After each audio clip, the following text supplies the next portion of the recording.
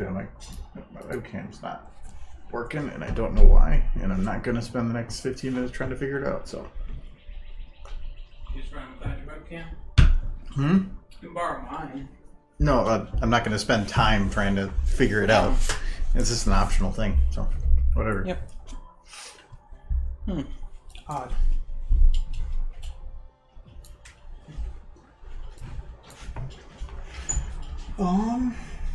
So I can like do whatever I want. You guys don't even know.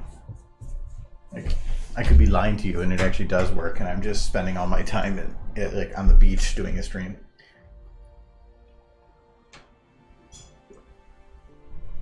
No, Michael is the harbinger of boop.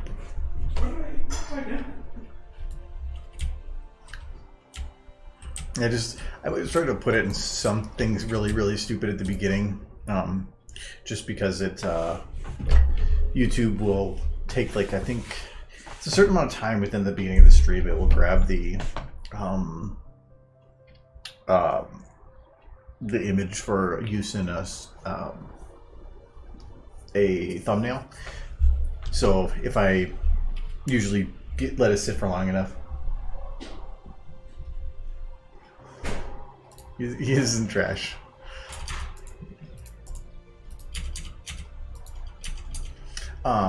Anyway, so I do want to try to finish this today. It's got quite a bit to... Thanks for saving the planet, recyclers.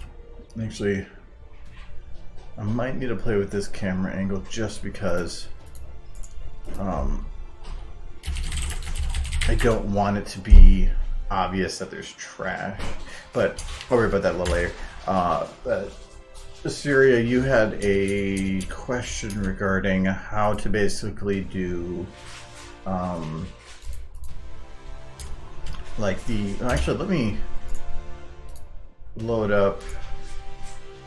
Is it... It's an overridden one, but I can load it up and show you how you kind of do or at least I did a scar look on a model.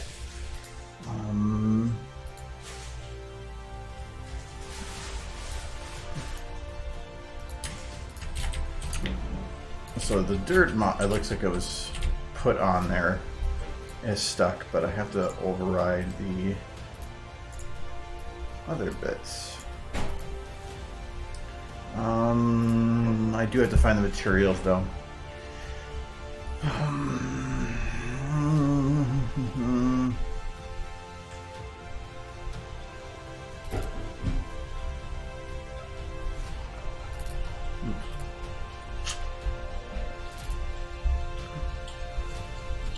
Is it Little Pip or Pip? Little Pip Ultimate. There we go. Body, let's go dirty.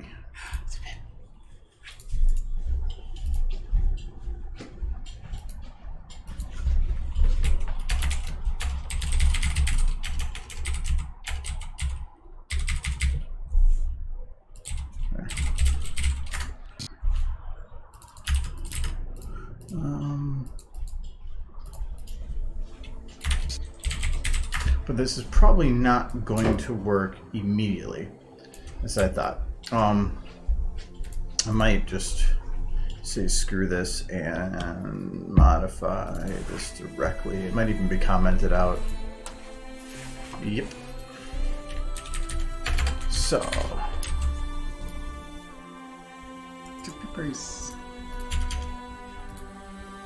Oh, there's a scan of her without the... No, seriously, so you were having that question regarding how to do effective bump mapping for, like, wounds and stuff. So I was going to cover that a little bit. You didn't even put in a glass, you just grabbed the giant cup. Those are just hard to drink out of. I'm thinking about stopping there tomorrow and picking up more, if you want any. Because they're good. With the lockdown, we have, like, I'm acting like I have the webcam working, but it doesn't. We have a local cidery and meadery, and you can't go there to sit and buy drinks, but you can order online and pick it up. So they do crowlers, which are twice as big cans, and you can get anything on tap, and then they can it on the spot. So I picked up some stuff last week, and it was really good, so I'm going to probably do it again this weekend. I'm gonna want some of that one stuff, the half cider, half mead. Oh, the Sizer stuff? The cider, yeah. Yeah, that's what I'm getting the majority of, because that was super... No, it's not half cider. It's mead with it's with apples put in with it. So it's not like they took a cider and a mead and mixed it together. I feel like it's... You sure? Because it tastes like it. It depends on where the alcohol's coming from. I'm guessing the alcohol's coming from the honey, and then they're adding in the other stuff to add the apple flavor. But I don't know. Wait, they're just adding straight apple juice? No, it's Sizer apples. Those are like, I think, the ones you get out of the trees, the little ones. But the other one I got from there before was pretty good. So I might get 2 Sizers and a non. I don't know. Sizers? Yeah. Well, they're cheap. It's like $20 for 3 cans. Can't beat that. So yeah, you want to make a scar claw marks into a bump map. Okay, so I'm going to go through the process that I did for making the one that I did, and if it's then that should answer any questions you have for it, and hopefully. So what I did to do this bump map, and we'll to kind of show what the final product is.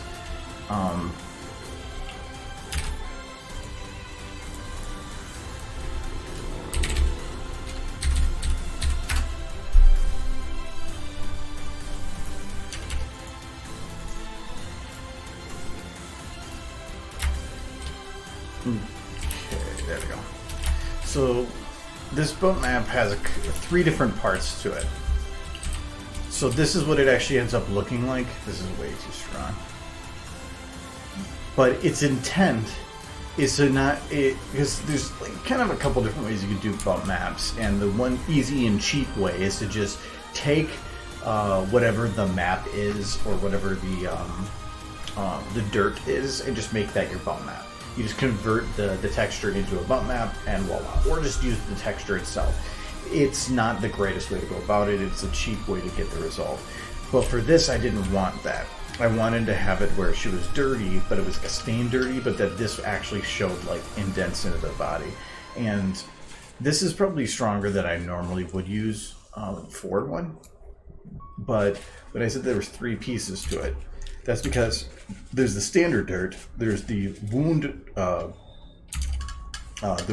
kind of dirt, and then the actual, like, I would call it like the scar itself.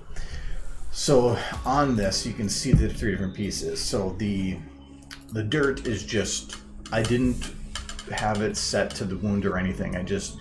I have a UV map for the pony here, or this can be for any model, that shows where the outline for that model is, and you then just place wherever the dirt you want on, wherever, and then for the wound, I guess you'd call it, I had it for bruising and bloody. So the bruising is going to be that there's going to be something showing around a wound. So in this case, that's what this is. So to make this kind of a look, I had a couple of brushes that were scar brushes. I don't think I have them anymore, because I made this so long ago. Is that supposed to be the scar she got in the book? No, it's just a scar to make a scar. So, though it might have been, but again, I made this like 6-7 years ago.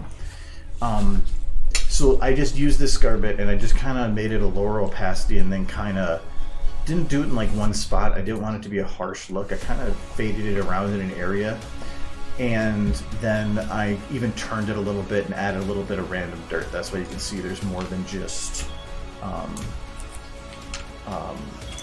that area. It's just kind of all over. And then as the 3rd layer, it was to fill in the gaps between. So it was taking the actual scar texture, and then I just kind of hit it once. So I didn't go and try to fade it. I wanted it to be pretty harsh, and I made that on top of it in red. All of it together is going to create the dirt that's on the model. This is just that standard dirty look that I had. But the reason that I wanted these two separate is because I don't want to make the bump map for all the dirt. I don't want to make it for the bruising that's under the skin. I want it to be only for the actual wound itself. So for that, when I did the bump map, I only did the bump map for this portion of it, that red portion. That's why when you look at this, you're not seeing a wound that's, or you're not seeing bumps all the way around the outside. You could probably do that. You would have to have it inverted in color from the one that's in the inside though, because that would probably be either popping out, and it's kind of depending on how you want to do it. But then I'm only getting it through there. You could say, and this might have been why I originally did it, is say for your bump map, you don't want any dirt for the bump map, but for the bruising, you want to put it at like a very low amount so that it's just barely visible. So then the wound is like 90% of the depth, and then this other little 10% of it is just that other rest of it. So if I go and look at the bump map for that, Bump mapping. I remember I actually asked you about bump mapping once, and it's I ended up using it on the statue I made for Dex. yeah, because most models nowadays they're not. The technology for processing high detailed textures and bump maps is so good that they can make these models that are immensely simple and flat and just make the bump maps shine. Mm-hmm. So it gives a lot of dimension to models. Mm-hmm. So if you look at this isn't the actual bump map. This is what I used for the bump map. So it's just was literally, like I said, it's just the red from that. Once I actually converted it into, that's not the one I want, into a bump map, it looked like, there it is. It looked like that. So for converting a texture file into a bump map, when you go to import, let's just, I don't care, I'm gonna go clouds. You just say generate normal map, and then you can basically keep all these values static. The scale is where you're gonna play with it. So this is about how deep do you want it to be. If you put it to like 5, 6, 7, you're gonna have something that's really deep, but it's bump maps only work as the illusion of 3D if it's shallow. The shallower it is, the easier it is to be have that illusion. As soon as you start getting super, super deep, somebody turns to an angle and they notice that it's not working the way that it should. So don't go too. It's mostly just good for giving texture to stuff. It's for making it so you don't have to create tons and tons of bumps in a real model. That all takes up real processing. So and shadows, real-time shadows are just whoever came up with bump mapping is a godsend to a lot of games. I imagine that will look very dull without them. Bump map's been around for decades, though, so it's nothing new. It's just the technology for processing higher textures has been getting a lot better. I just wonder who did it first. I'd be curious to actually look that up. It's not really. I wouldn't say it was an eventuality. So it's not. I think that anybody that came up with it, they just happened to be the first within a week. I don't think I saw bump. Sorry, Blair. I can't figure out what's wrong with my camera. It's not working right now. So. We didn't want to wear pants today, so we turned off the camera. Yep. We are both awkwardly not wearing pants around each other. I mean, it's a much better circumstance. see this. Oh, no, hold on. So this is Michael. I'm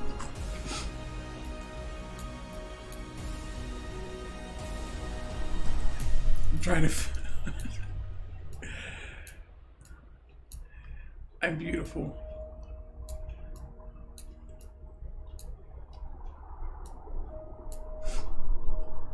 I'm just trying to figure out what the heck is going on.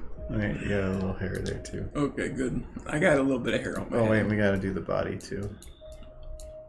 Okay. Oh, okay. I thought the other thing was my body. I don't know what that thing on my face is. What is that? A smoking bar of soap. Okay. You just shove it in your mouth. Well, that makes sense. It's like I do goes smoke that way. soap because it's delicious. It's actually cyanide. Jeez. You got a little bit of a dip in the back of your head. Look how thin I am. I'm feeling pretty good about myself.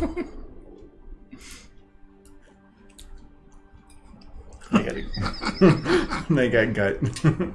Oh, darn it. Okay. So in essence, that's really how I did these. It's not overly difficult to make the bump map work for that. I think the only thing that's the extra step compared to most other cheap bump mapping is I just separated the interior of the wound from the exterior of the wound. I think the hardest part about it is just making the textures. When I did this, I feel like that is missing something. Oh yeah. I kind of threw something around and it actually worked. I was really happy with the result. I didn't expect it to look like that. And the for the final product on that, oh,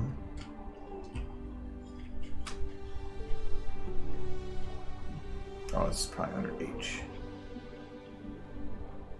Yeah. That was where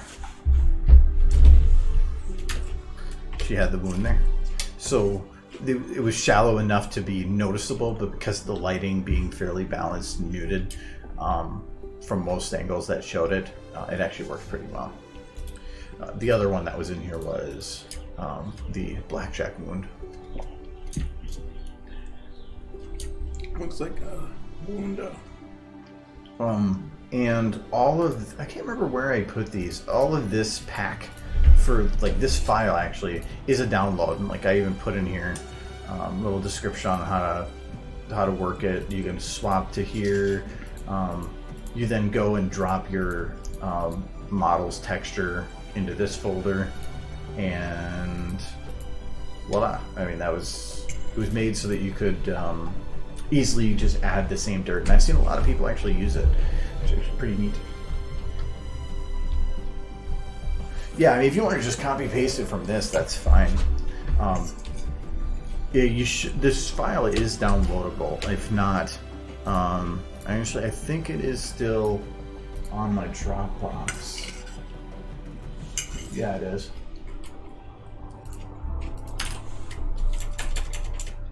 Yeah, so that's the dirty texture zip. It should have everything in it. I don't think I've updated it in a while.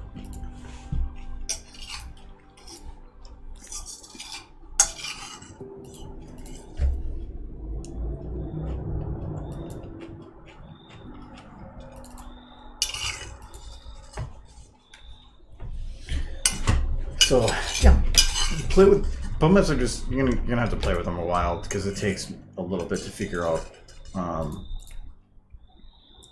how they work and the best way to utilize them. And I still have no idea how to make one from like scratch. Like if I were to make a detailed rock wall or something. I made my bump maps from scratch on that statue. Did you draw them or did you look up textures? No, I drew them. I followed all the curves and contours of the characters. Oh. No, but I'm like, if you're like, say for these trash bags, trying to build it to make it look natural. You would essentially draw it out as a flat texture, and then there's programs that would actually work out and then you can edit it a bit. Yeah, That's what I did. It's too much work for that. No, no, there's I have a program no way that you would convert. bump map on trash bags, anyways. No, this one has one. Does it? Yeah. No, it's just super shallow. Yeah, like right here. Unless, yeah, I'm pretty sure that is not. I mean, look at how low the poly these already are. I'm not sure if those are bump maps or just drawn on shadows. No, that's I mean, that's essentially what you do to create a bump map, is you draw it on, and then our program handles the rest. But you can draw a shadow, but your shadows only then work from one side. Yeah. So you have to have it, well, what if the light's from 180 degrees the other direction? Yeah. So it's not quite the same. No, I'm saying that's like step one. Creating a bump map. Yeah, it's cute. It's the cat that was bugging the crap out of me the one day.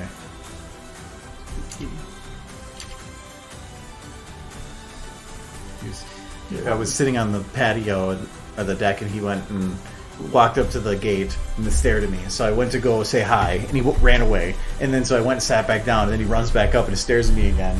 I'm like, you stupid cat. He must be the scourge of all the squirrels out there. Planet recyclers. Mission accomplished. Because I can't. If I want to hide the trash, I need to go like here. Only thing I can think of otherwise is you put a high enough.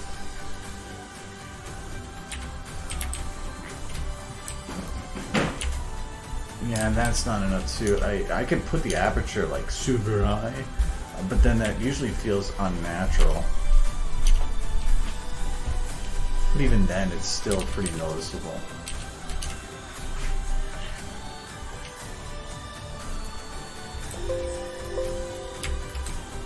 For a second there, I thought you were going to put a pony in your giraffe post video. No, And I got excited. No, that'll never I happen. was like, I thought you were going to throw her in the trash pile and just be like, this is your wife who... She in the trash. You should just have a body pillow with the trash. Or like some anime character. No. That would be funny. No, because again, you have a 3.5 second bit that you're now diverting all the attention to something else. You're just not how cinematography works.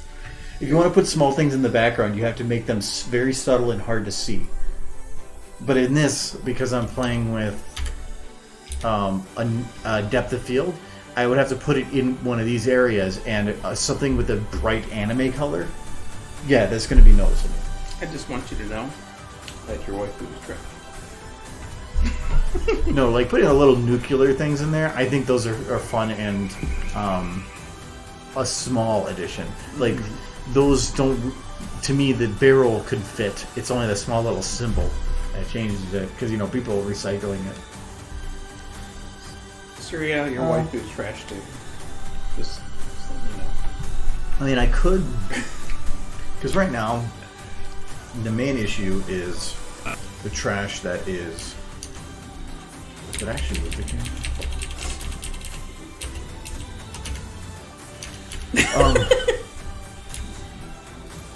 I'm always You making didn't even say a friends. name. Just a waifu. He knows. Yes. what his waifu. It's fighting words. It's that dragon with the boobs. Why is... Oh, it's that trash. Nah, that's fine. Is it this grouping? Yeah. Because what I can do is, if I take this trash and I put it to, like, here, that might work. I probably don't need this one anymore.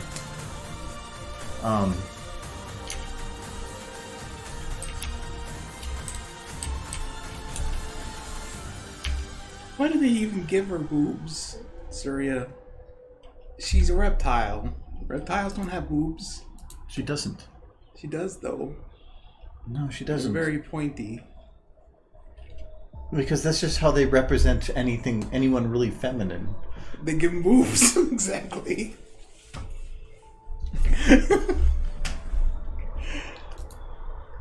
You gotta turn everything sexual. I didn't. Hasbro did. Or DX. Let's not blame Hasbro. Why would I not be thinking of boobs, Surya? I mean, that's like every 3 seconds I think boobs. The rest of it's just used for breathing. The other 2 seconds. Well, you had the facial hair, you had the glasses, now all you need is the trench coat and the white van. I can go get boobs. Yeah, and a 20 to 25 year life sentence.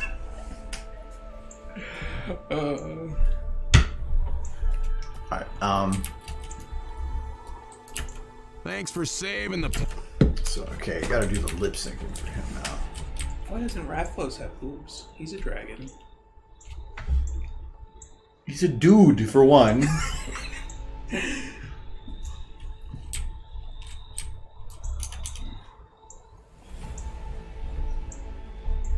Hello, Trap. Makes sense, too. I see boobs in everything, Surya. Everything has boobs.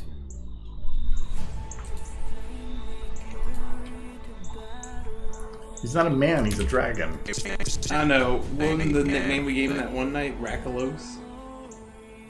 No! I did. I think you were really drunk. I don't remember getting drunk during a Rathalos thing, though. Yeah, and then you were like playing with the model and it made his chest really big and we called him Rakalos. I don't remember that. It was a wonderful night. You could... Are you sure you weren't just dreaming? No. Like, lift up the model. He's got a pretty good rack. No! Alright, I'm making him speak, and it's gonna be, fuck you, Michael. Thanks for saving the... Oh, Thanks no. for... No, I was drinking too. I think everyone was drinking. It was before I moved here. I just remember. I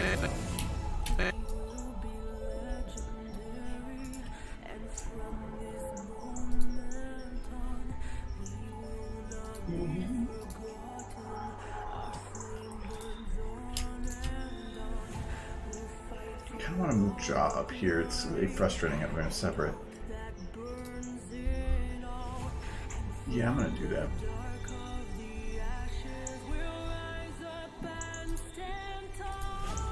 Because it would make things a lot easier if those were together.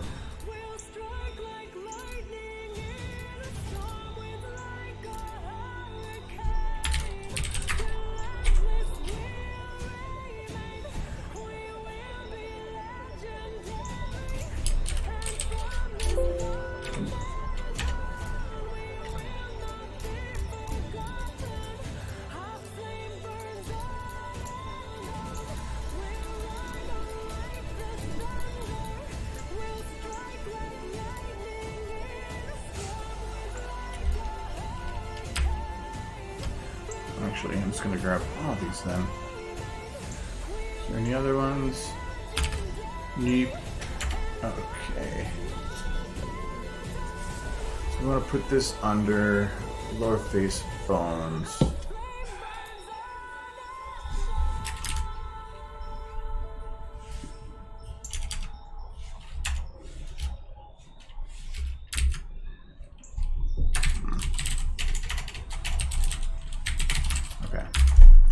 That will make this easier.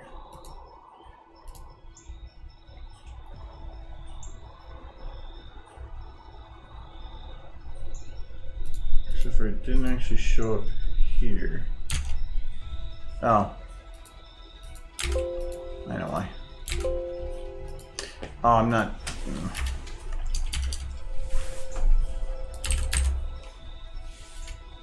This is why that was weird, because it disappeared. Ha, okay. The reason this is nice is that before I had to... I like selecting groups of stuff. Now I can just select all these groups and have it all selected, and it makes it just easier. Or I can do... boop, like that. Alright, perfect.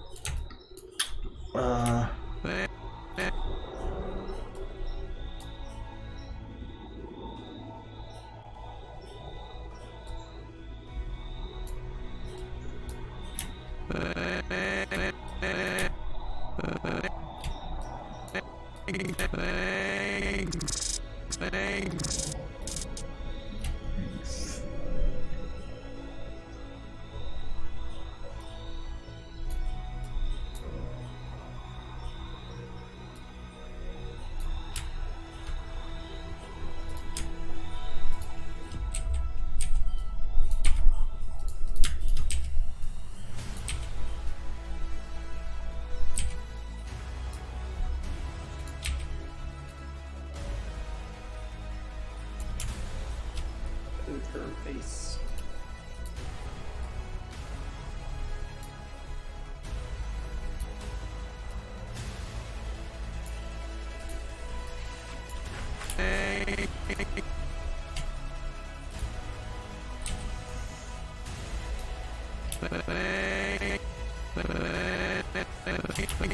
Thanks for.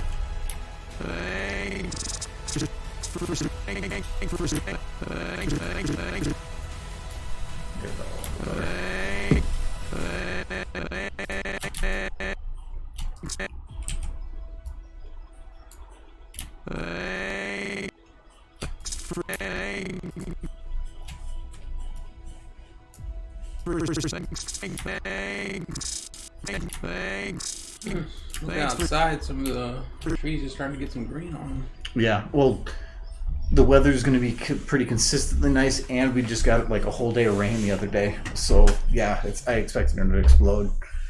Today it's actually like 75 out today. Like it was super warm. No, it's almost too warm. It never gets. At least last year when I was here, it never got super hot. It stayed you came late really spring. mild. I came in June. No. No. No, last year was very, very nice. Yes, and I expect it to stay the same this year. If it doesn't, I'll be disappointed. No. I don't know, it's been a slow spring, and climate change is hitting Minnesota different than everywhere else, apparently. Yeah. Where it's making the weather nicer. But it's climate change, so it's not going to make things always warmer. Well, it's gonna. Part of it's like it's getting warmer further north, so it's pushing some of the cold air south.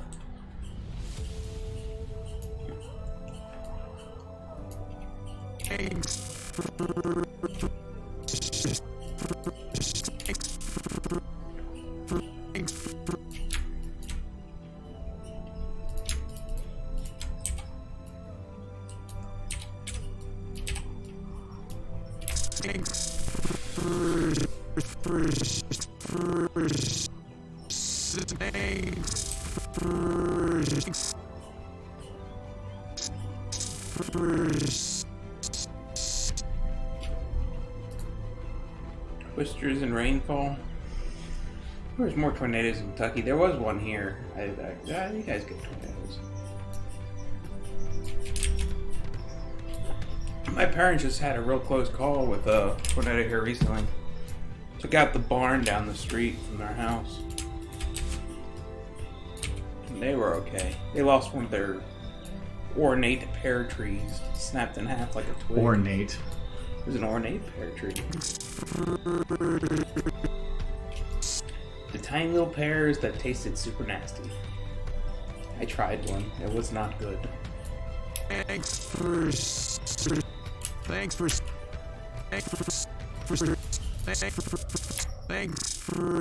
are a lot of cows in that area. So our neighbor raised cows, so it's possible some of them got hurt.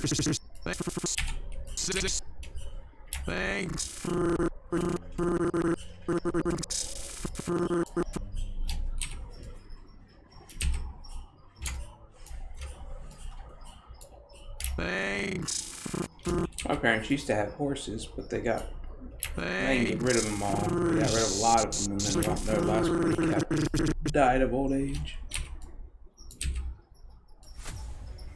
They really couldn't take care of the place after all the kids moved out.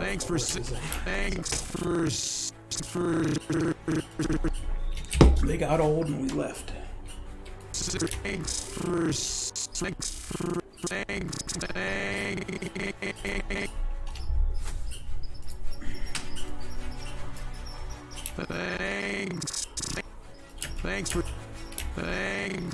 Now you gotta boot the horses. Death or no.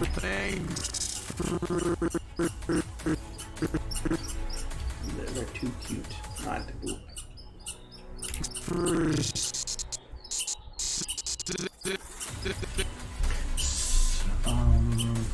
Okay, that was one word.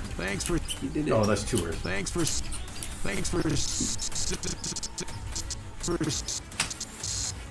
This one can actually be extended a bit.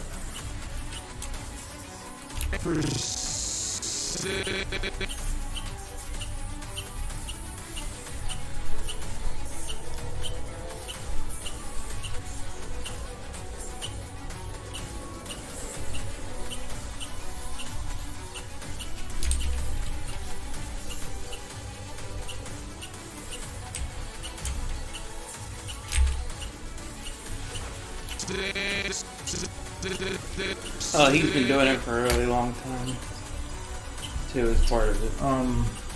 You can kind of fly through it. Yeah, sorry. No, I've got thousands of hours in this thing, so it's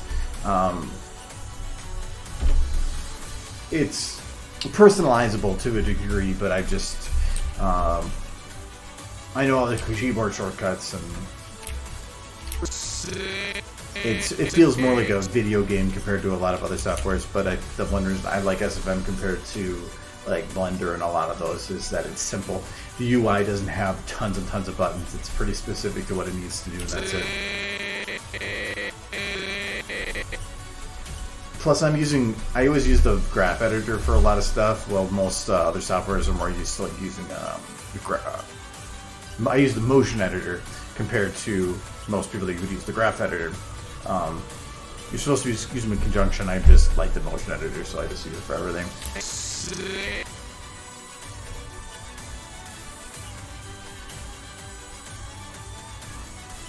Oh, from After Effects, yeah.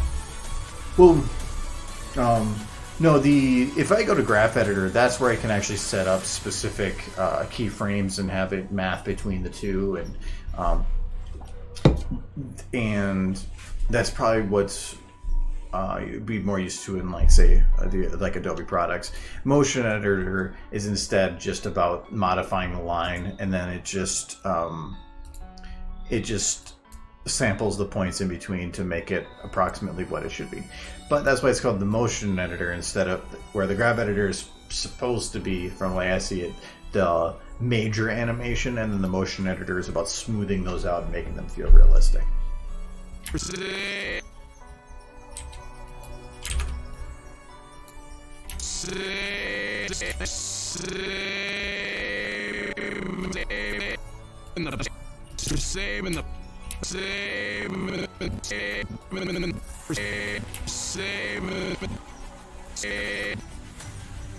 Thanks for saving.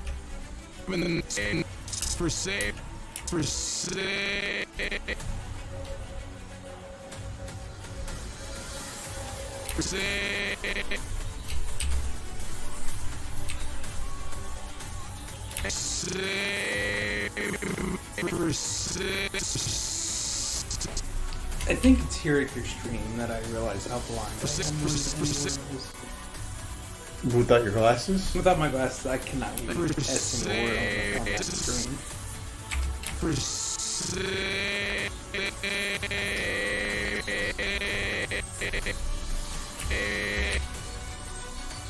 Like if I watch on the TV, like if you're watching something with subtitles, I can't read it. It's a little hard, but I can't read it. That, no. I can't make out a single word.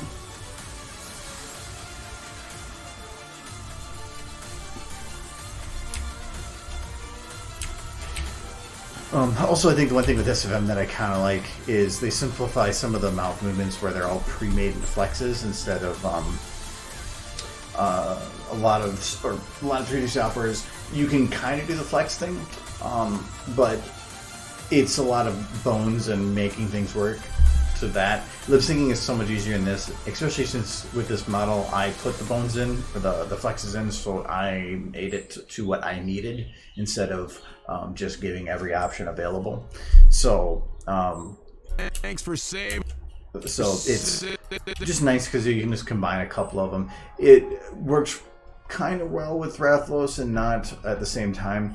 You can't really get a good whistle or like ooh sounds because normally those require you pull all the lips into a small circle, but there's so much to work with here. So a lot of those sounds you kind of have to like fuddle with. But I mean, hell, these mouths aren't supposed to be made for speaking languages anyway. Thanks for saving. I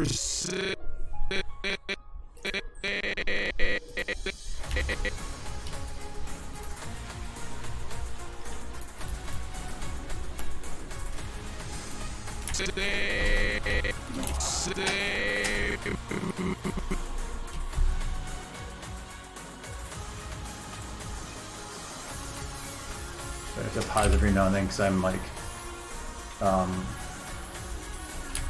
playing with my own mouth to figure out like what what sounds right. You're missing out on all the funny faces he's making.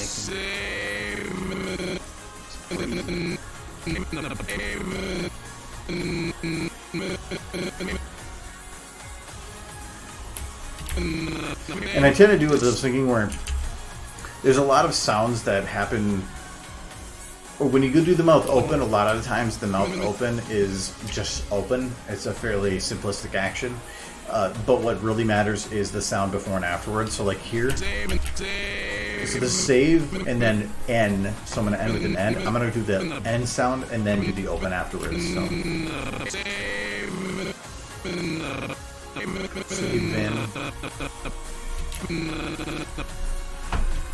This is going to be a very small open too. So.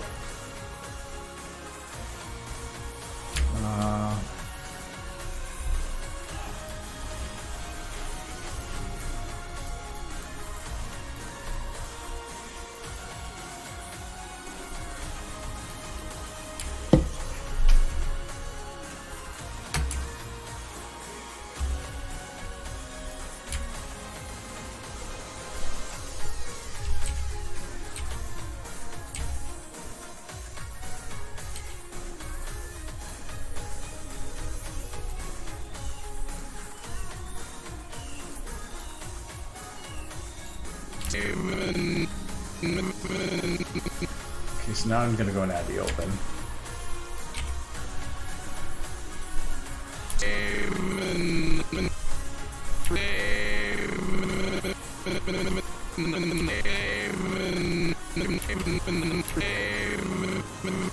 So now I know at the beginning of this I need to have it close more.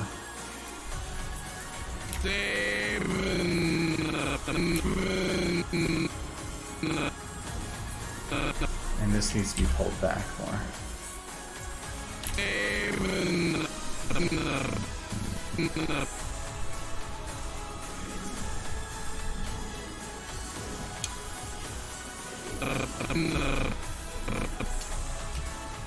So this section needs to be left a little bit more open. And I don't like doing the tongue now, but I'm going to kind of do it.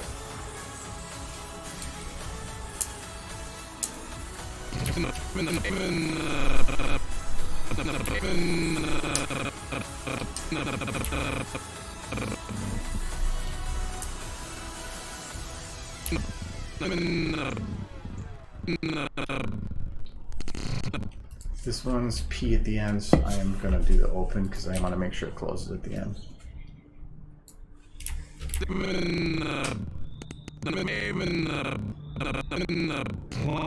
Thanks for saving the plan. Thanks for saving the plan. Thanks for saving.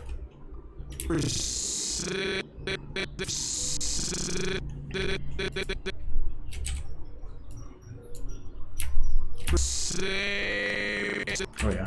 Thanks for saving the. For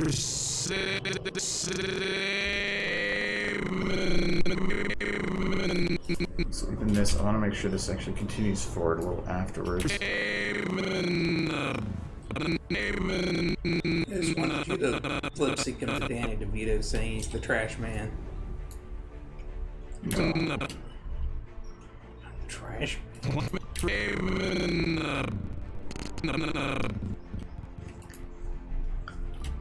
Hey, some of those sounds, it's about coming up with a compromise of how to make it sound, and like, so sometimes it's the one thing I like about, I keep the flex number low, is like some of the other models I've used, they're like 30 to 40 flexes, and that makes it really complicated because you can do a lot of detail, but you're also spending 5 times longer on it, which is really annoying. When I did this, the main ones I did were about open, which is just jaw, and since there's jawbone, I can do sideways and twists and everything. Forward and backwards of the lips, those that's an essential one. Lip bite and lip out, so that's just about doing your p and your m, so whether you're not able to pull your lips in or put your lips out. Then these ones are just about whether or not I put the mouth itself up or down, and thankfully they have some bones here so I can do those manually. He's so happy. Yeah, he's very happy. But then teeth in and out I added because I didn't know if I needed it or not, but I actually love it because it's allows me to, if I need to do an E sound, I can add more teeth, and if I want to make more of an ah sound where you normally would have your teeth hidden, I can pull them out away. So it almost adds lip motion by not moving the lips. By moving the teeth and making it look like the lips are moving. So it's like a weird illusion thing. So it actually is really, really come in handy. But I normally hate lip syncing, but for Rathalos, I don't mind it too much because it's actually simple. All I have to work with for the mouth is this. I don't have to worry about tons and tons of flexes of whether or not there's like 3 different types of smiles, or having a whole, like the other models we have, that's like 10 bones across the mouth. Well, these have 4, and that plus jaw. So it's just a lot easier. Saving the plant.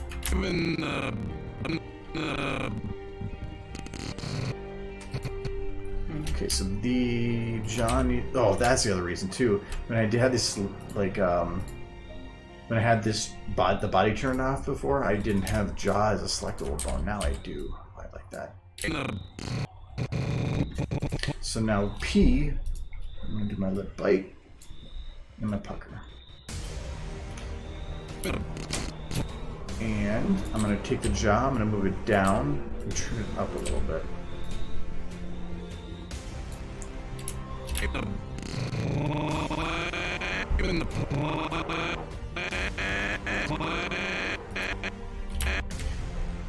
This is a hard one because it's multiple. It's not like before I could do a sound to sound with an open.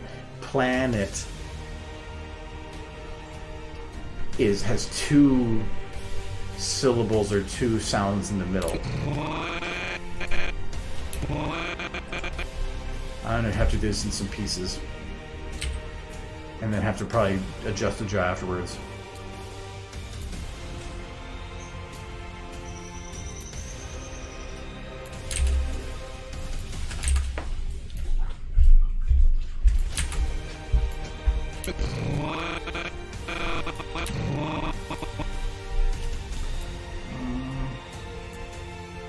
I'm just gonna cheat this.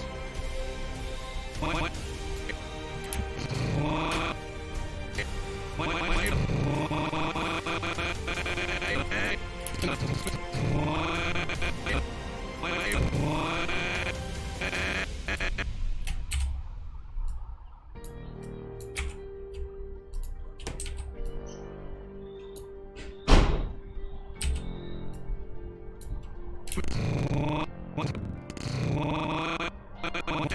think Michael is going to take a nap.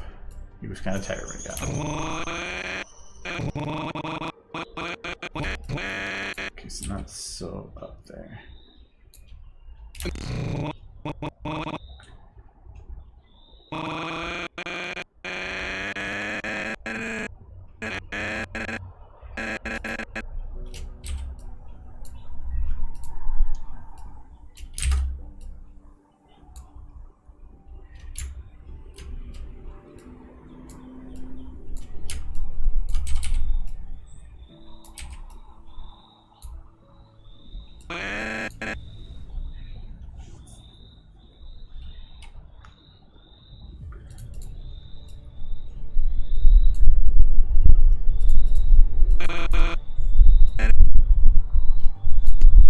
No, so I probably should. I don't want to, but I'm gonna have to shut the window because it's gonna be a little bit soundy on the noisy. I don't know what I just said actually. I'm gonna bring that down a little bit. I saw the mic picked up because of the wind. I'm actually gonna go grab a little bit more drink, so I'll be back in like 10 seconds.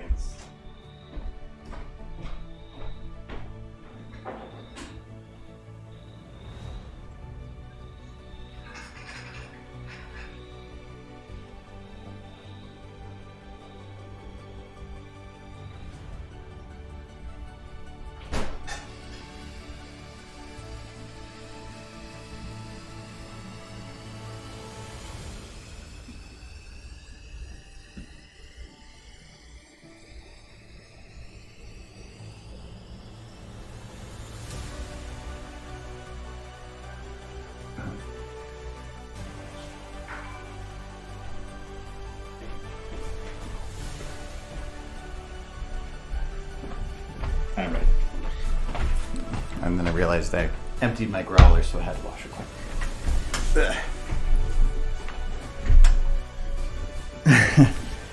No, it's really, really nice today. It's like in the 70s outside. I'm wearing a long sleeve shirt and I feel like I'm a little bit warm, but yeah, I don't have a... Well, even if I did have a pop filter, it wouldn't be in that direction. In the plant.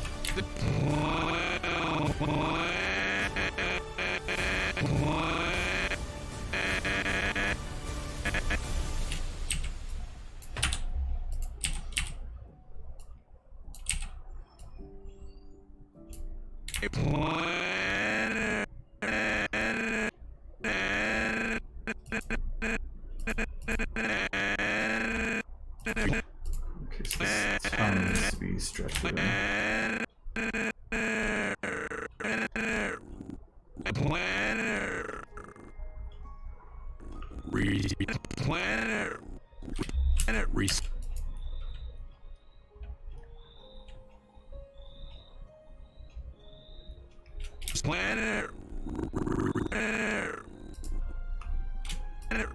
Just gonna do a standard T with this. I was trying to think of like how it would connect with the R, but it's probably not gonna matter too much.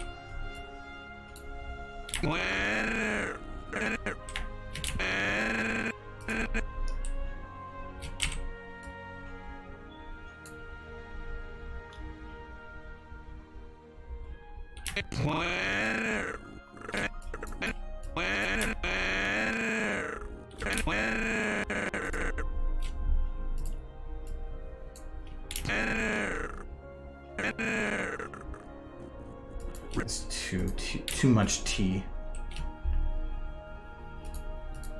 I'm just gonna take these.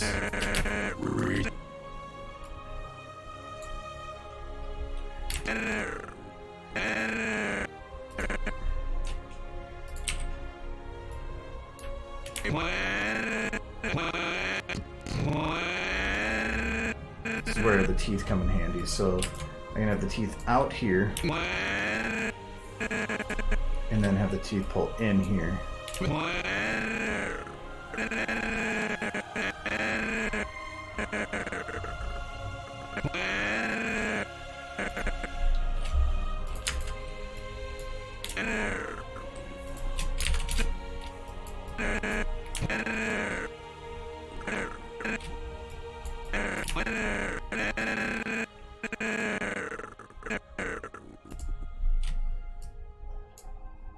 I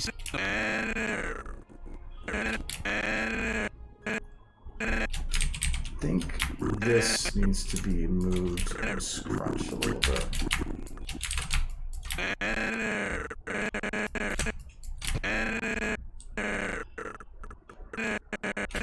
No, actually, it was kind of fine where it was.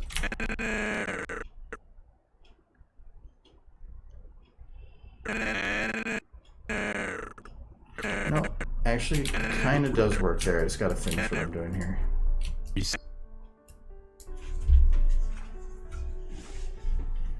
I have to put as much into this. I have to make sure if it doesn't look right to me, I redo it. You don't have to.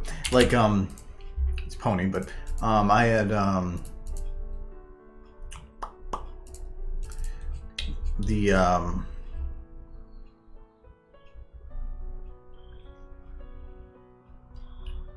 where put that? Oh, there. This one, when I did the lip syncing for this, there.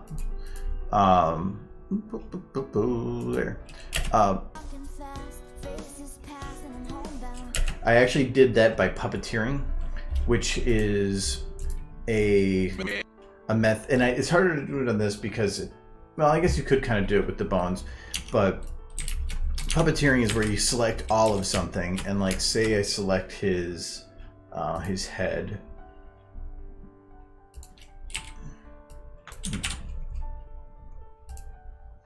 Here. Like this. Puppeteering is where I have a point selected and then I hit play while I have it. So in this case, if I hold the bone, or I can also hold the flex. But if I hold it and hit play, I now can the planet, recyclers. Mission accomplished. So I can do whatever I want, and it actually will then record it as I did. Accomplished. So what I did for the lip syncing and the other one then was, the whole point of that video was to see if I could make the video as fast as possible. So I wanted to do it in like the 2 streams instead of like 12. And so I grabbed the flexes, and the main, and kind of like I brought up, there was the ones that I put in here, mainly because these are the ones that I consider important. And the main really important ones when having somebody talk is the mouth open, are the lips going forward or backwards, and is the teeth showing. That's I'm still looking at the webcam like whatever. Yeah, kind of. So what I did was I did a pass where I puppeteered the opening of the mouth. And then I did a second pass. Like, so if I go and puppeteer this flex, the moment that I hit play, it's going to erase everything. And that is because it is saying that I'm overwriting everything. Well, thankfully, if I keep selecting individual flexes here, I can just keep doing another pass after another pass. So I did the mouth or jaw open. The mouth there also has jaw closed, and that the pony models, when you do the mouth open and you mix with the jaw closed, actually does a really good kind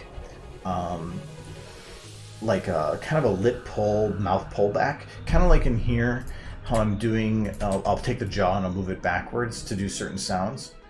I love it on the right, and other times I'll put it forward. With the pony models, if you do open and closed at the same time, it would actually move the jaw slightly backwards, and that really came in handy. So I did an open pass, a closed pass, a pucker pass, so getting the lips pulled forward. With him, it's a little hard because if I pull this front back up too far, it's going to look like the whole back of his mouth is sliding forward. So it's just about getting the action. And then a grin pass for the pony models. The grin is about kind of like the teeth out here. It's about showing more teeth. And then from there, all I really did was just clean up the parts that didn't match. Like, no matter how close you are to what you think is the open or the pucker for when a certain sound is happening, you're always late. Your reaction time is never going to match up. So it's about doing it and then readjusting the timing to match, or going through and realizing that, oh, that actually didn't work there. So, but I think I did all the lip sync in that in like less than an hour.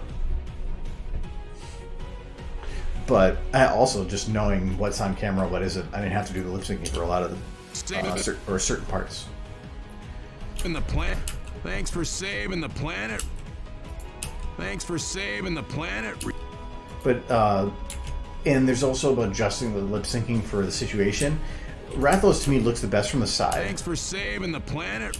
But that's because I can see the full bits of the mouth, and because flexes are A to B and all that, it's harder to get it to affect that front bit. So I don't really like how he looks from the front when he talks. Thanks for saving the planet. It doesn't look as good as from the side. So most times when I'm trying to have him talk, I have his head turned a little bit just because it makes the effect better. Not many times are you actually going to have it fully from the side, because that's usually like he's talking to somebody. Thanks for saving the planet. Recycle. But the nice thing from the front, though, and this is the reason that I do like having a jawbone, is like here I can say thanks for I can say for like this part that I can actually tilt his jaw or something. Thanks for saving. Or Thanks for saving. or like here, I can say turn the jaw here, and then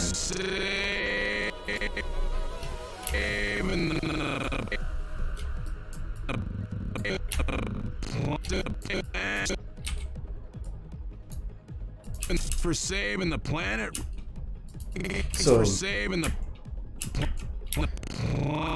it's about, you can add a lot more heat or emotion and personality. Thanks for saving the planet. Thanks for saving the planet.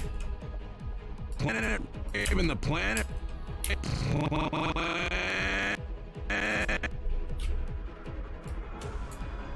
Thanks for saving the planet. Recycle. So Thanks for saving the planet. So that's why I like having the jawbone being a bone. Flexes are so much easier to control, but bones have so many more. Well, flexes are basically a one-dimensional modification, but a bone is a three-dimensional, and that's just exponentially more useful. It's one of the reasons I actually like having these two as bones instead of just flexes, because I can turn them. Oh, I can turn them and go for like an angry look, or I can turn it back this way and go for a more flatter look towards the back. Though the base model has the teeth attached to that, and when I went and made that, I didn't detach them. So I need to see if I can potentially do that, because that would be pretty nice. It's really weird having the teeth attached. And then these ones I tend to not use for lip syncing too much, because it doesn't really help all that much and it affects the eye. But it is nice where when they go to blink, you can pull the skin up to more so that it actually feels like the entire face is going with the blink. Or if you're trying to make them go wide-eyed, you can pull it down a little bit more. And then if they do like E's and stuff, you can actually pull this up a little bit too to make it just look like the whole jaw is going up. So I really like these four bones and how they're set up, other than the teeth being a little weird.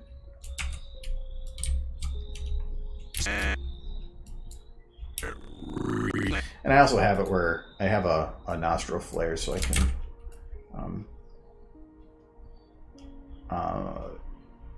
kind of play with that a little bit, but I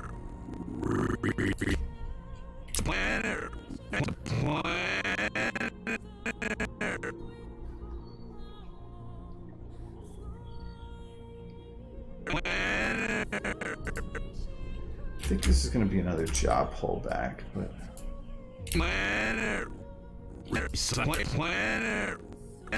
for saving the planet. yeah, that Thanks for works. saving the planet.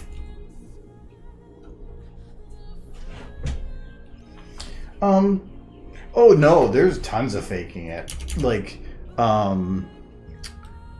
so, for instance, because there's two things to remember when doing animation. You only have to worry about what's on camera. So for right now, the 100% only thing that matters is anything within this box. So anything outside of that box does not matter. And the second one is that, I don't know how to say it, but where you only have to make things be perceived the way they're supposed to be, and you do not need to actually follow every law of physics. What I mean by that is, if I want to show something really, really far away, I don't have to put it far away. I just have to make it feel far away.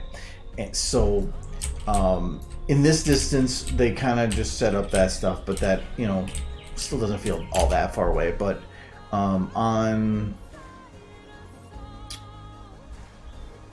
Australia, when I did this one, So like the mountains back there aren't really that far away.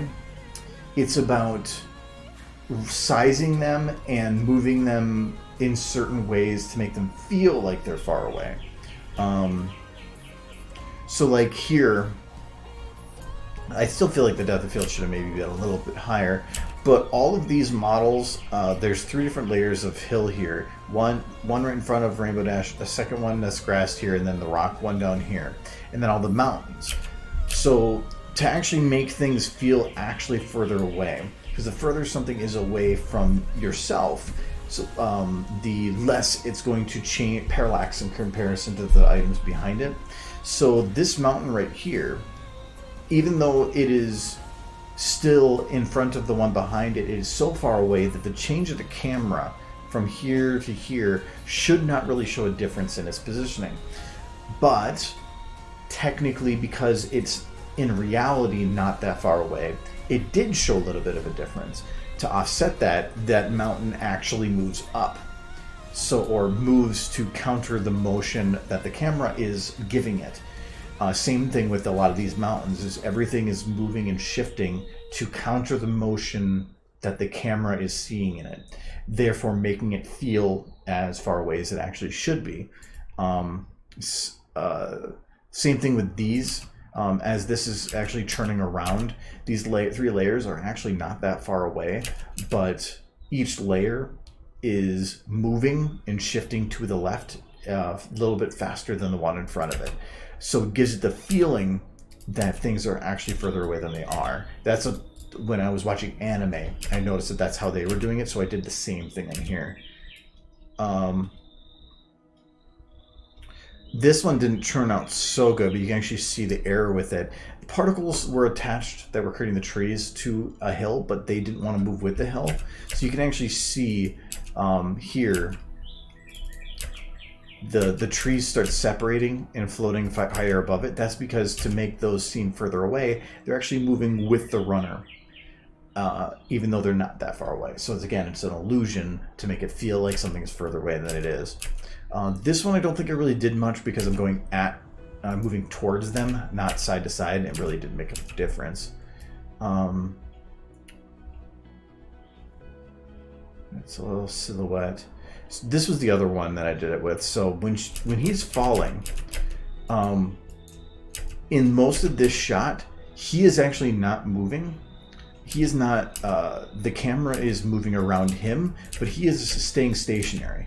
What is moving is particles of cloud are moving past him, and all the models he's heading towards are being enlarged. So they're not actually moving. This dragon is not moving at all. He is 100% stationary, but during the time from the beginning of the shot to the end of the shot, I am actually increasing his size to about 50% more because you're getting closer to him. He would appear closer. It was just way easier for me if I was doing that. Here, they are stationary again, and all of them are actually moving up past the camera and are, I think, decreasing in size then too. So, again, it's just about creating the illusion of certain things. I don't think I had anything else in that in regards, but. So in 3D, because you have such a control over what you're looking at, this doesn't work in video games as well because you have to account for all angles. But since I am only working within this frame, I can do whatever the hell I want. And if it means that I can lie about certain things to make it seem like one way instead when it's not, perfect. That's fine with me. So yeah, you can fake the hell out of it. Trying to think if I had any others that were created with an illusion of something. Not that I can really think of off the top of my head.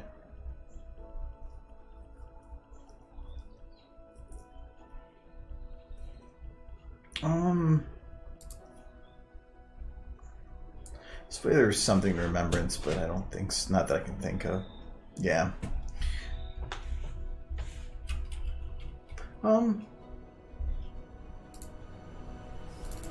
This one actually kind of does.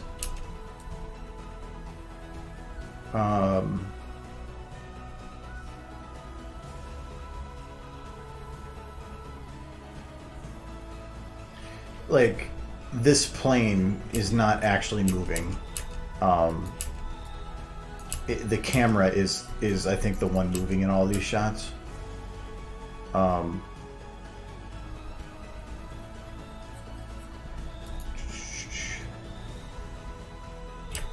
Yeah, like there, it's just a stationary shot. All I did was shake the camera, moved it slightly down in the shot, and then just gave it the effect that it's traveling fast. I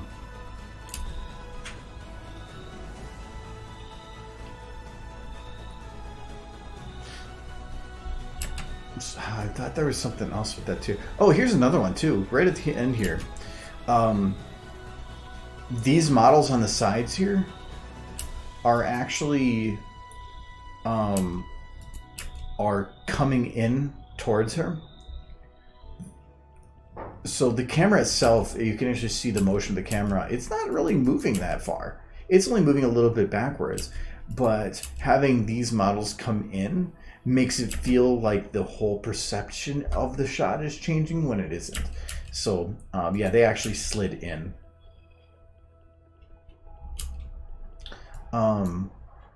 There was another one I was just thinking about with oh no,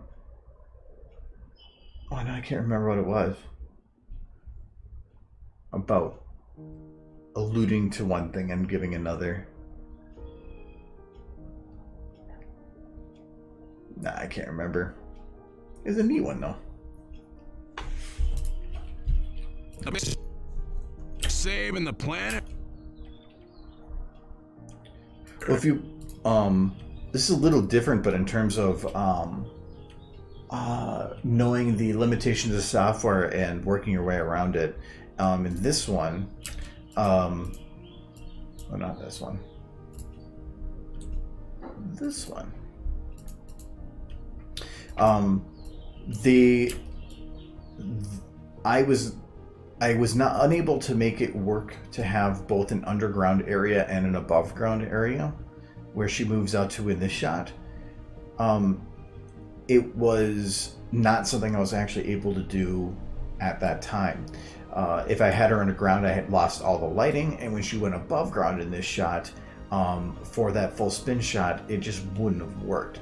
So I completely did the entire shot in a one map, then took the camera motion, the animation of the model, and the positioning of the stairs, exported them individually into their own files, and imported them into a separate one, and that separate video file was of her walking into this scene build. In doing so, I was able to render both on top of each other and then mask between them. So the video files are actually split along this line right here, where all of this is a completely different render than this. So this was rendered within one video file, and then because the animation, the camera motion, and everything were identical, and the frame here, between the two of them, I could overlap them and then mask along some kind of surface, which I used this line as my reference point, and I just went frame by frame and masked it until she was out into this shot. And that actually worked super well. Like, I did not expect it to work, but it ended up working great, and this is one of my favorite shots because of how expansive it made the world feel when that was done. So if you know the limitations of what you're working with, it's not always about saying, well, I can't do that. It's about how do I get around this? One of the other things we're working on is, you probably weren't here for, is working on a shot that has like 300 characters in it. And the software will not take that. Like, we have a memory limit down here. And since it's a 32-bit program, as soon as this hits like 3,300, 3,400 in memory, it cuts out. So it's about figuring out, well, how do I put that many people in a shot? Well, we're going to put like 100 in a shot, and then render it, then move them to the other sections, render it again, move them back to another section, and then mask in between them so it just looks like they're on the shot. And it's I love being able to troubleshoot and find not troubleshoot, but find workarounds to problem or limitations. It's fun. For saving the planet.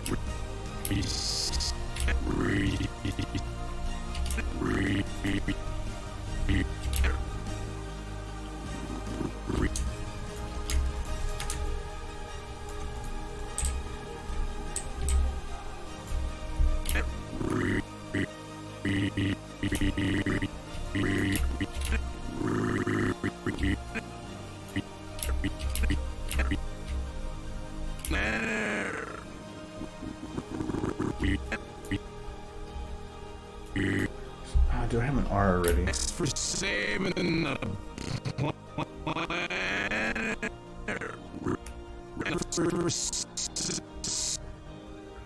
Okay. So the nice thing also about having the limited flexes is that some of these facial stuff looks the same as other ones. In this case, this one. So I am going to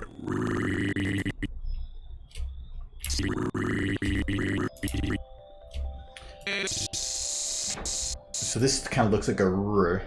So I'm just gonna go Planet. So I'm gonna skip the middle sound and go right to the E.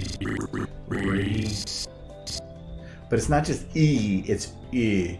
Re. Because I have to plan for the sound that comes after it. So it's re. It's gonna be a little bit lower on the jaw.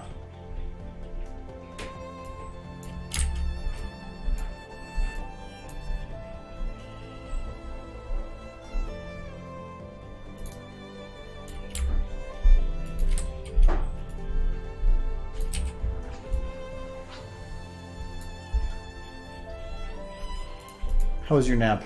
Good. I dreamt I was watching you stream. You dreamt that you were watching me stream. I did. Because you had just come home and went right to bed. What? I believe it now.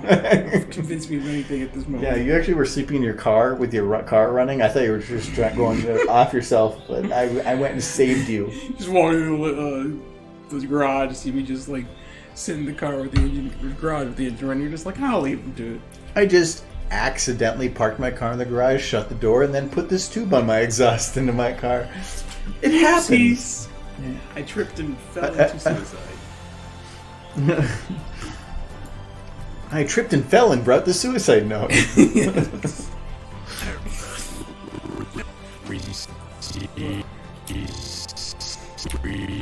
good to wake up from a nap and go right to drinking some more booze. Yeah, no, you just left it here like it was ready for you. I almost made coffee, but then I forgot about it. I was gonna make it at like 5, then I got distracted. I'll make coffee. No, not now. It's 7:30. As opposed to 5? Yeah, it's 2.5 hours. That's like a third of the evening. Sure. No, I got booze. Let's see it.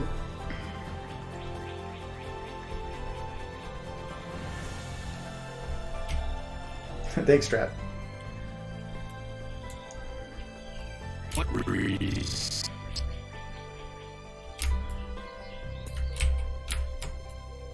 And I forgot my glasses.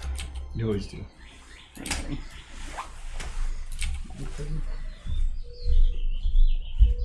Let's try doing this. I know I really don't like what it does with the job. It's probably because just being weird. Now, actually, the place that we get cider from has a coffee cider. It is, I forgot what they call it. So actually, I can show it here. So my favorite place to get alcohol from is called Sociable, and Sociable Cider. It's a local Minnesota place, and that's why right now we're doing these 3 crowlers you can pick up. But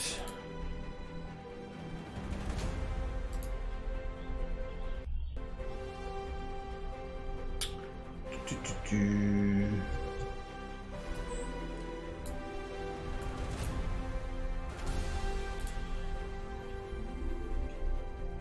do they have their product listing?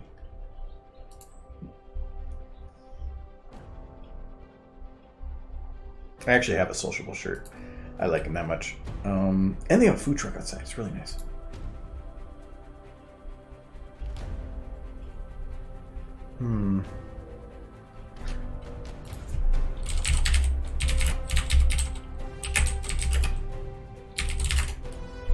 But they have a... there it is. Spelt Wrench. So it's actually a cider that has Dogwood, which is another local coffee place for Minnesota. Yeah, we went there before. Sure. And but it actually has, so it's not just cider mixed with coffee. It's cider with coffee brewed into it. So it tastes a little bit like more like a mix between a beer and a cider, but because it is a little bit more bitter, but it is actually really good. I'm not a beer fan, but I do like that. But it is basically a cold pressed cider. Very, very good. I don't know. I wouldn't probably drink a whole bunch of it because it is essentially a cup of coffee, but it is very good. But we like going here. They're nice. They have a nice outside area. Their prices are reasonable. Their foods that you can order from the food truck are really, really good too. So we used to go there about once a month, and but now because of the social distancing thing, you can't, but you can order them to go. So that's what, it's just like a 25-30 minute drive to get there, but it's kind of worth it just to help support the local industry. We like the place, and if you like a place, help them.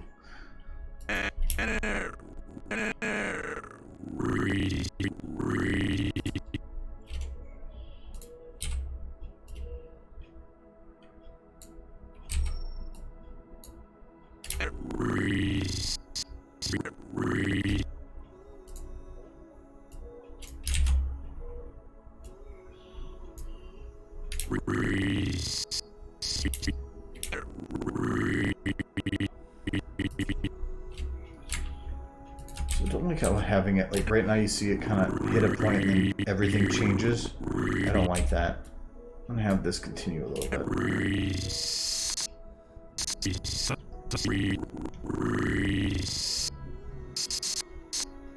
So I have to do the mouthing thing. Breathe.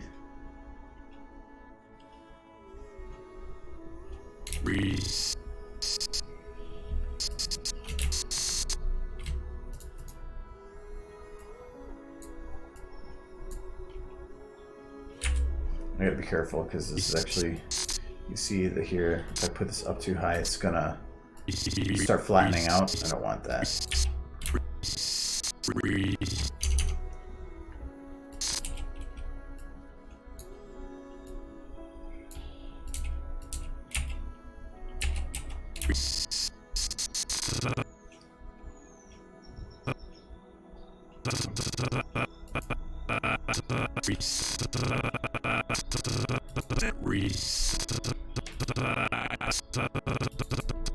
So I have re, then I. So I'm gonna go with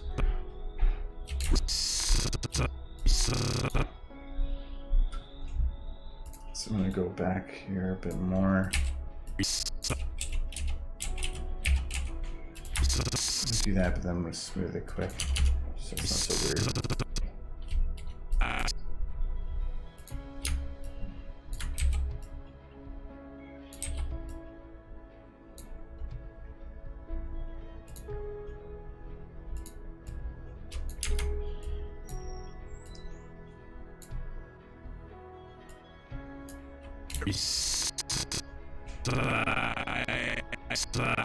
This one I'm gonna do the open now.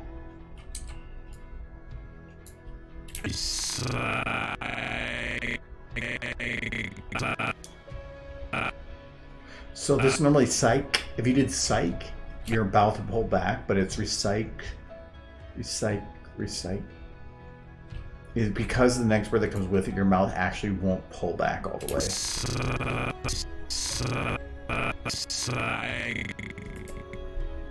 So I don't want to go full pucker on this.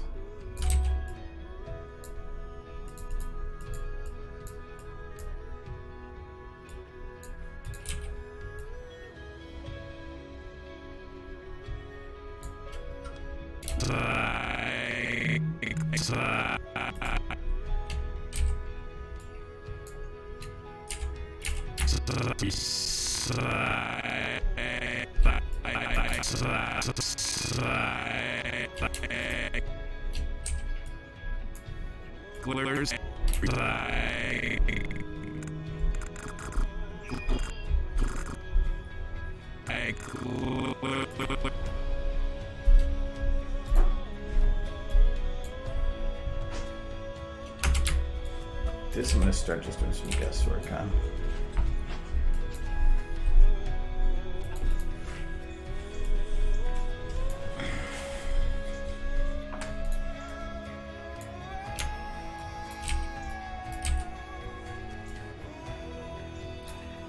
Yep.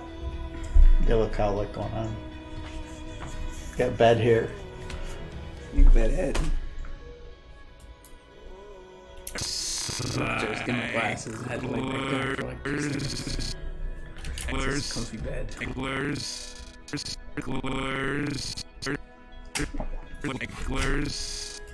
totally awake now, though. Thanks for saving the planet. Coffee and booze is great. Sorry.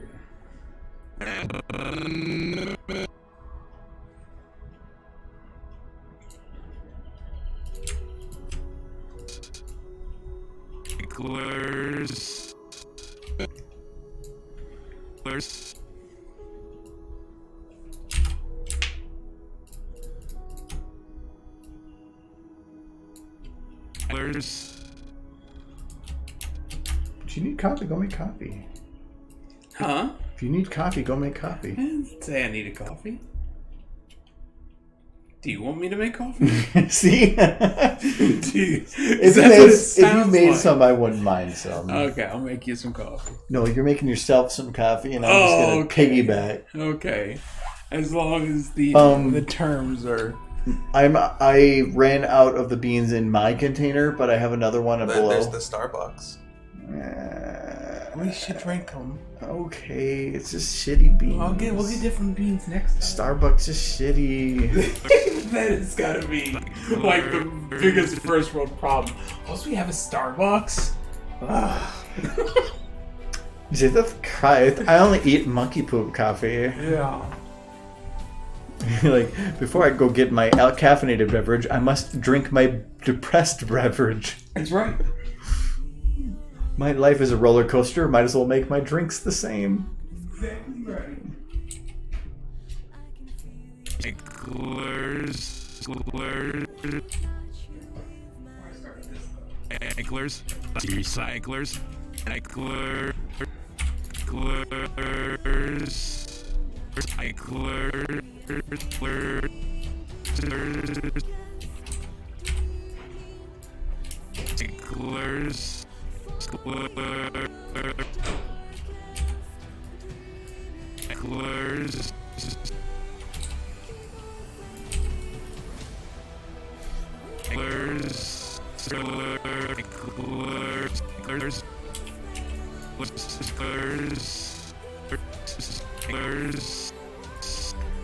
The mouth stays open too long.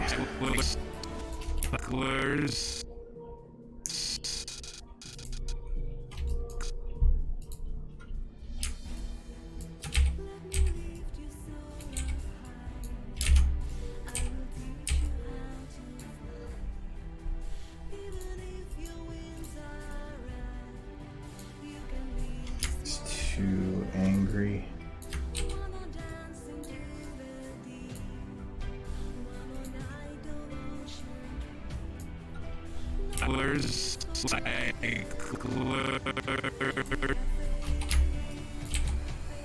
So right now the mouth is open, like, you can see the bottom's about here. So I'm going to do is I'm going to change it to be about the same. I'm just going to change the positioning of the mouth.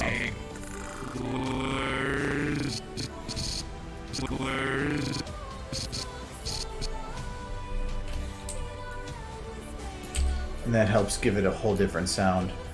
And it recyclers. Recycler. This needs to be more like this. Recyclers. Recyclers. Recyclers.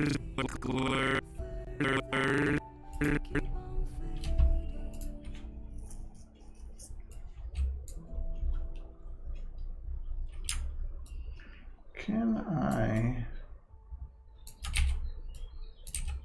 No, that's probably not gonna work.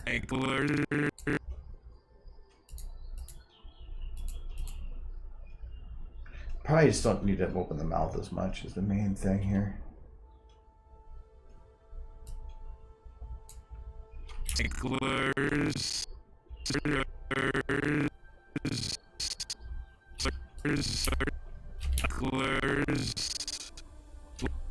Recyclers.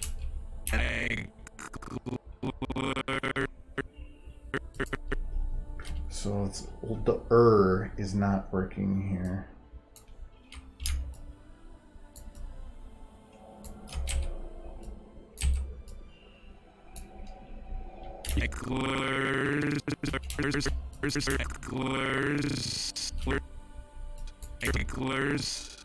Recyclers.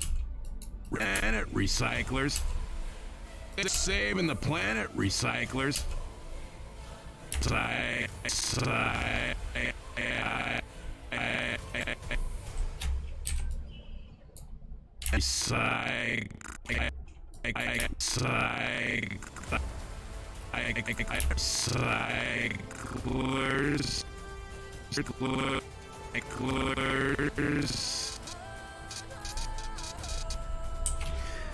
So it's like I can't make certain motions based on some of the limitations the model does have. So instead of like, so if I can't move the lips up more, instead of that, around that point, I'll move them down more to make it look like it's moving up.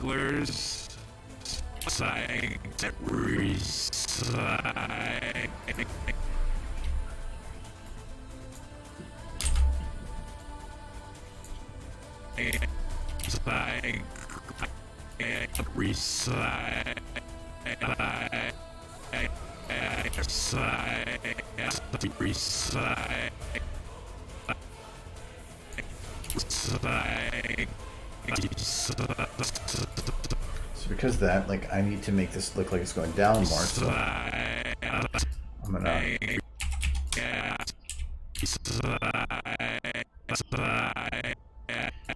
so if I can't bring the mouth back here down more, I'll try physically bringing it down. Recycler,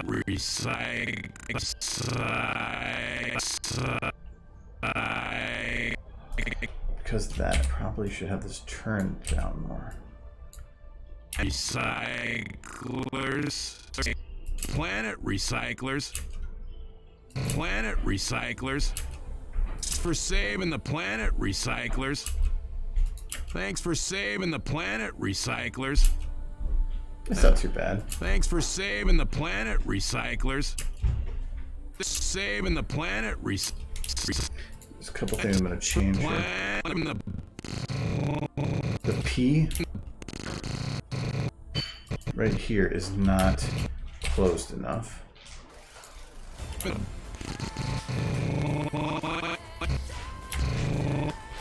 then right afterwards, I'm going to have it still go up. I'm just going to have it be down more. Ooh. Maybe not so much there. The planet.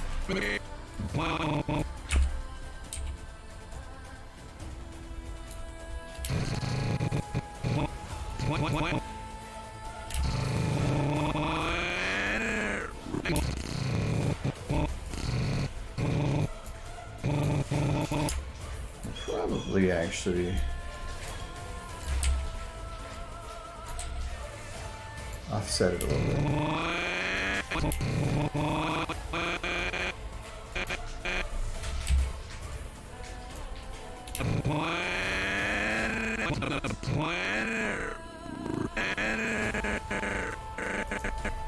I never actually thought to bring this down.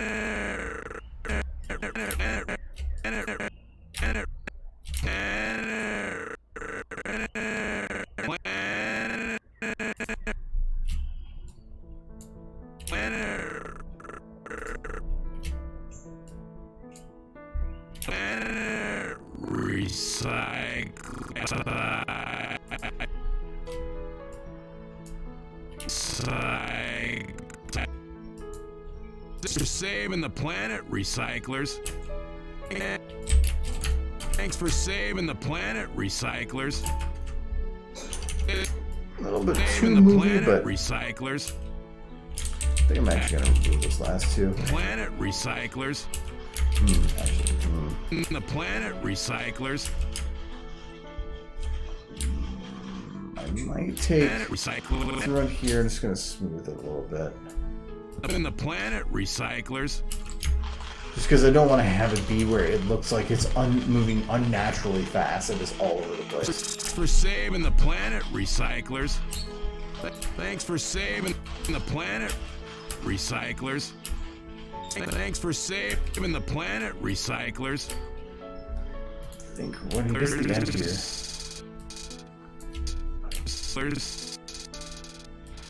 here, here to here, drag that way up. Recyclers.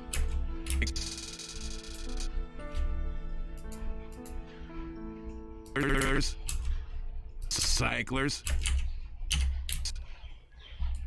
And then I'm gonna have it go in. I'm gonna lock that to that positioning. Cyclers.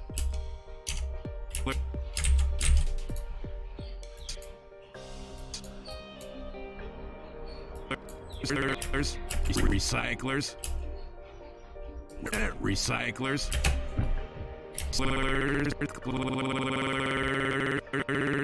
So I can't really do an sound, and that's where I'm having the problem here, because I can't really do pucker anymore. The only way I can ever do more of that is to basically just do like a forward jaw like that.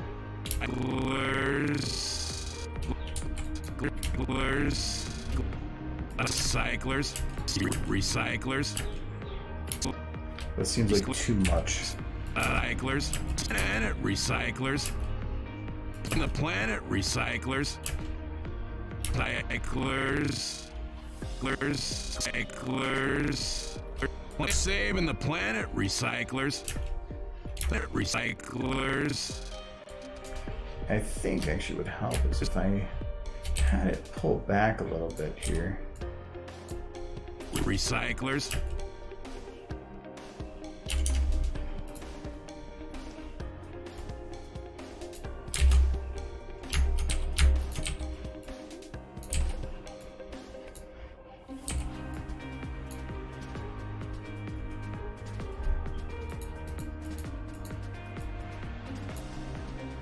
Your teeth out, I can usually open the mouth just a little bit more. I do just a teeny bit of lip bite. Planet recyclers. Even the planet recyclers. That'll work. Thanks for saving the planet recyclers. Planet recyclers. Planet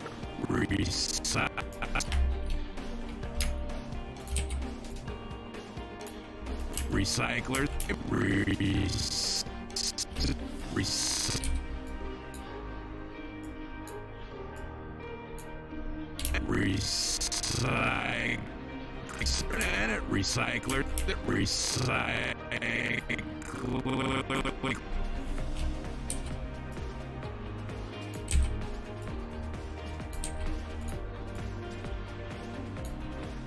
Saving the planet recyclers. Thanks for saving the planet recyclers.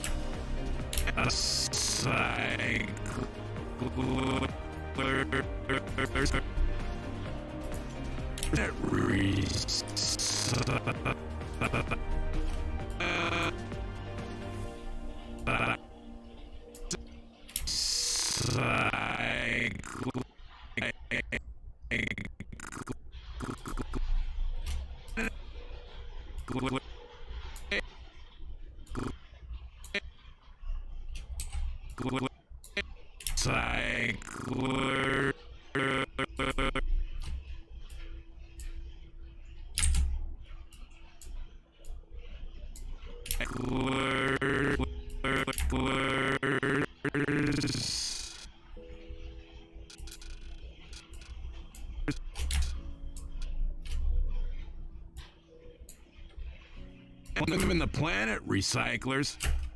Let's keep that going the whole way. Recyclers. Mission accomplished. Okay, I will take a break from the loop syncing and focus on what I want to have him do. Thanks for saving the planet. There's not much I can actually have him do with this positioning. Thanks for saving the planet. Thanks for saving the planet.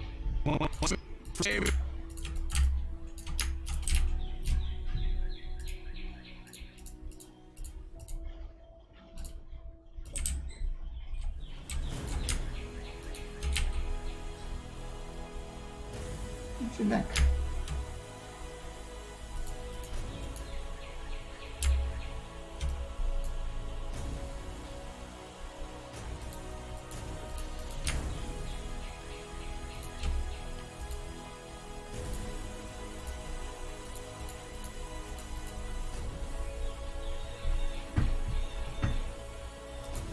Where are these under unknown now?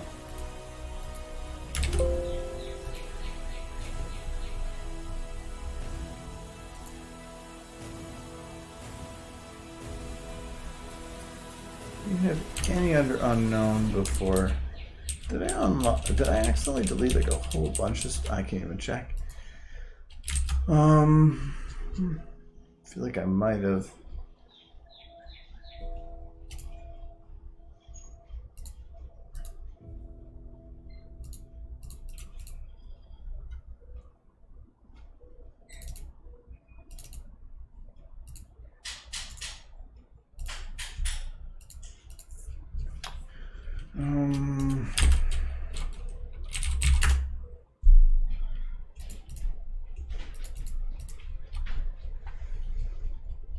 None of these are rig. I need to find the. I can probably find that pretty easy. Under rig body.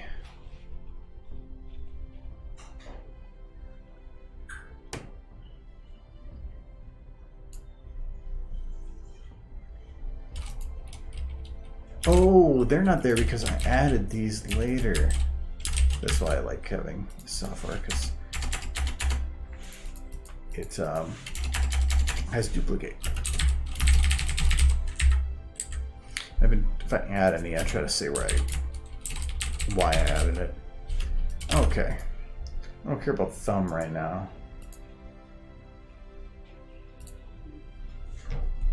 Perfect. Okay. Now I have neck. Why is it below? Oh, he doesn't have an actual neck. Okay.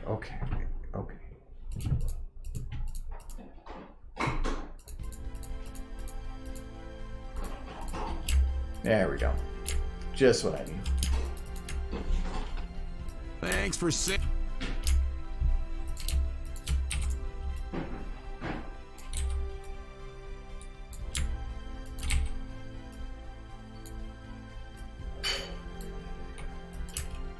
Thanks for saving the planet. Thanks for saving.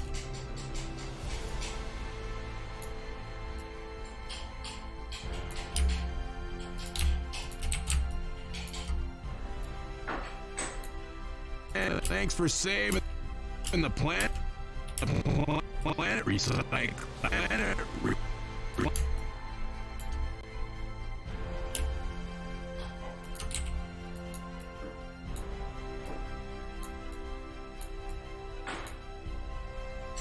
Thanks for saving the planet.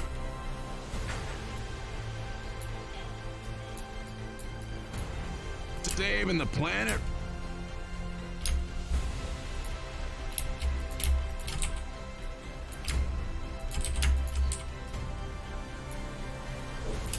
Thanks for saving the planet.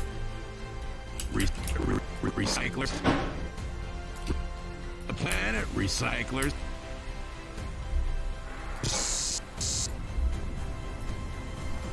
Thanks for saving the planet. Saving the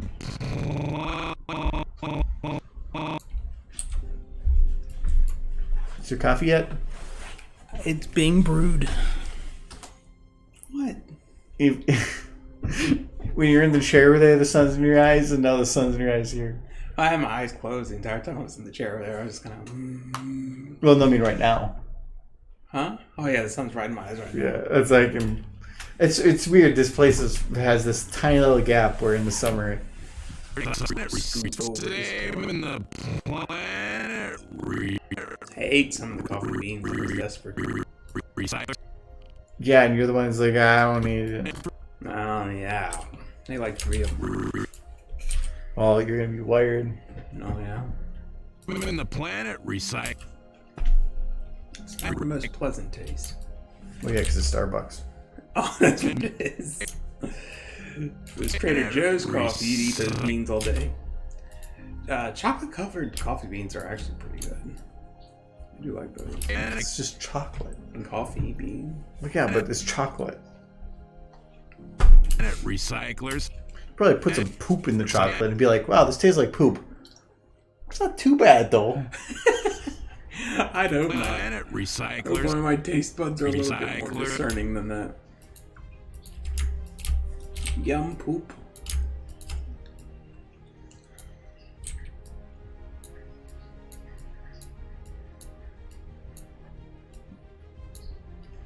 Planet recyclers. Saving the planet recyclers. I think I changed timing on something that involved... Planet recyclers. Yep, that's what I thought. How did you know I was sitting in that chair anyway? Oh, I didn't. It's just usually if you're sitting in the chair, then you're like, oh, the sun! I'm melting. How do you go outside? It is awful. How do you survive? I mean, I know you have the tinted windows in your car, so that you Yeah. don't have to be a part of the painful sun. Well, these glasses help because they help. Recyclers. There's one lenses that goes dark if the Recyclers. sun's on them too long. Saving the planet Yeah, the recyclers. sun. I don't like the sun that too much. I get it. It gives us the ability to have life on Earth, but I mean, it's a little overrated, don't you think? Planet recyclers. Mission I like nothing better than a nice cloudy day.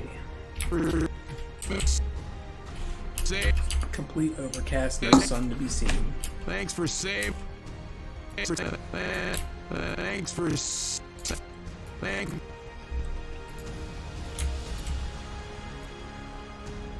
That's why we need to colonize Mars all the quicker. I hear the light levels on Mars are kind of similar to like being indoors all the time. 30% gravity. That too. I wouldn't even have to worry about losing weight. Is that Just because you weigh 30% as much doesn't mean that you can gain 70% of your weight. Sure I can, and I'll be just as fine. 'Cause, like, I can just see, like, you're, like, boing and everything just starts flopping and, like, your stomach's hitting the ground and propelling you up. Can you imagine now there are people on Mars who are like 400 pounds, but they're like doing a brisk jog down the road? It'd be an amazing world.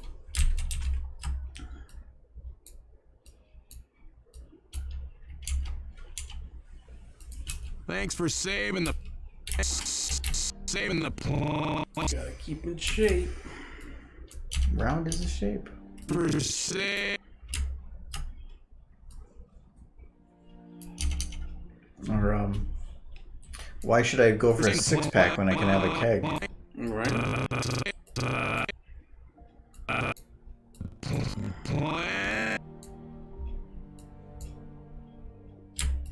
Whoa. Oof. Thanks for saving the planet, recyclers. A lot of booze. So, go get more booze. You're gonna go do that tomorrow. You have a whole thing of Angry Orchard, I do. and you have coffee coming. I have coffee coming. That's probably Recyclers. keeping me from drinking more. That, and if I drank more, I definitely would pass out again. We drink that whole can in like an hour and a half, 2 hours. I napped through like 30 minutes of it, though. That doesn't make it better. I don't remember half of it, so that means it never happened. Right. Which means that Somebody drank my booze. Recyclers. I'll get them. Thanks for saving the planet, recyclers. Mission accomplished. Okay, I don't want to do any animating with him until I know what I'm doing there, but let's try blending him here.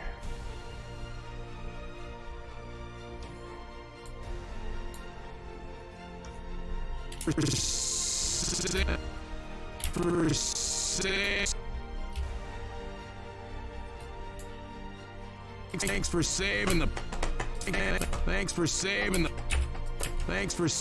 planet. What is in here that is blending?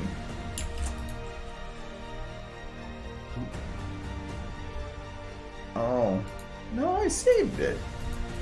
Apparently, Jaw decided to exit its new location when I saved the other thing, so gotta go move it back. If anything, for just this reason, when I go to blend stuff, I'd have to keep deselecting just that one.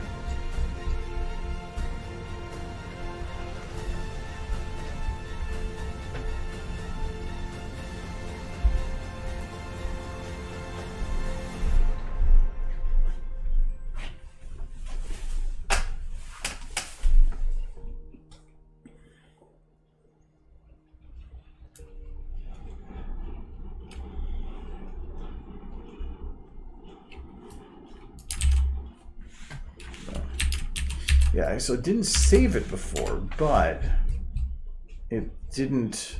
I thought I didn't need to because it had already been saved.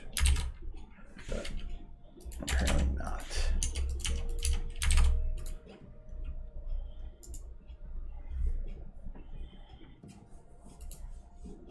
Okay. Yeah, now I can. Okay.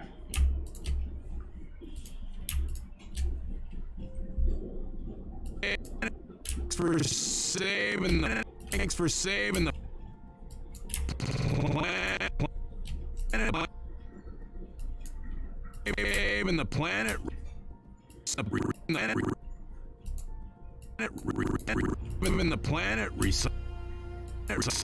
planet. Recyclers.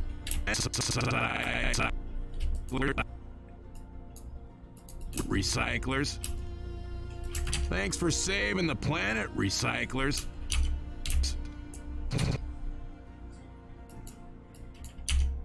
Thanks for saving. Thanks. I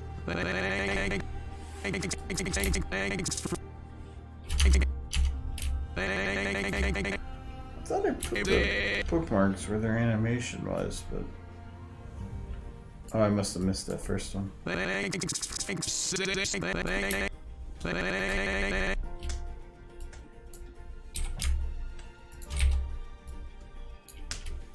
Thanks for. So, do you trust me to pour your cream, or do you want to stop for a minute to pour your own cream? Thanks for. I gotta probably use the restroom in a minute. Thanks for. Anyway, had a lot of copper. I don't trust you to pour my cream. That's the shorthand for I don't trust you to pour my cream. I am picky about my You copper. are, and I don't blame you because I always underpour, and then it comes out a little bit more bitter than what you do. You'll come in here and be like, "Is this okay?" And then like I'll taste it and be like, Just spit it on the that was floor." ketchup." Oh, Ah, yeah, right. Forgot you don't like ketchup. It's not the right color or taste or animal. I don't think ketchup comes from any animal. It comes from the ketchup mouse. The ketchup mouse. Yes, you milk the ketchup mouse.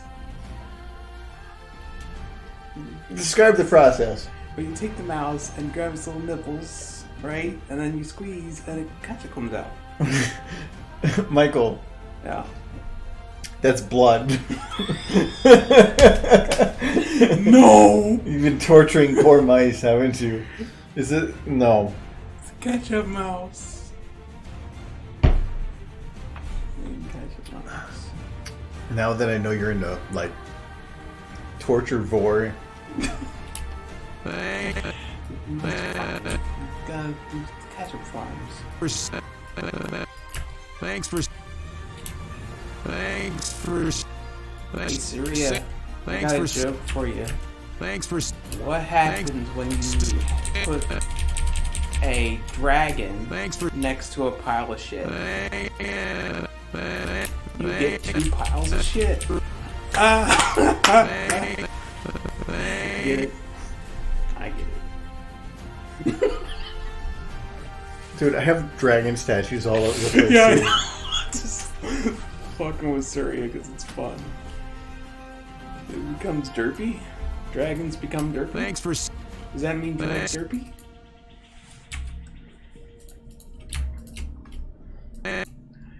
Thanks for saving the. Likes derpy.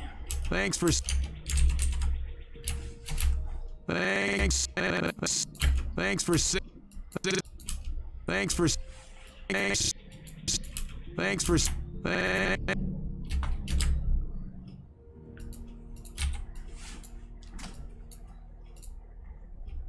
Thanks for. What? That's just uncalled for, sir. Thanks Fur. for. I said fur. I have been drinking. You only had 1 can. The can was huge! I've drank as much as you have, and I didn't eat dinner. And you didn't say fur once? No. Well, there you go.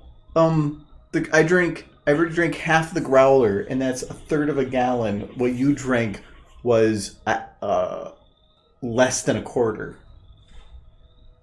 It got me to say fur instead of 4. And I haven't ate since. I am from the South. It slips when I've had a little bit to drink. I correct myself you're just a lightweight. a little bit. Thanks for. I'm a cheap date. Thanks for.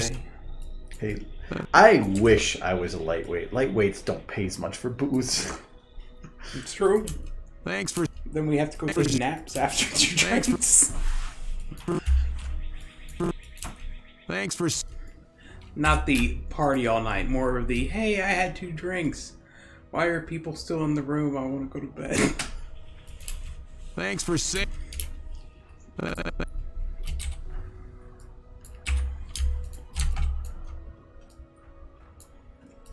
Thanks for. I'm okay being a derp. I consider Thanks that a for- compliment. Derps are cool.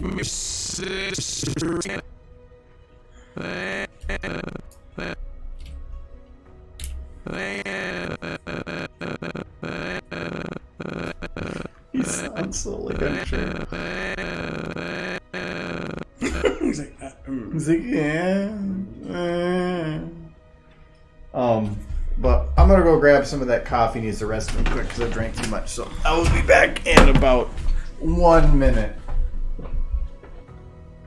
It's okay. The dragon's nice there. You can just stare at him for a while. Totally. I could have had it just been on a loop, just like. You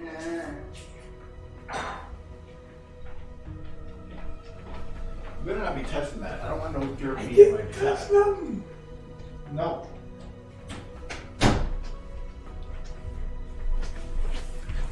You very, very quiet.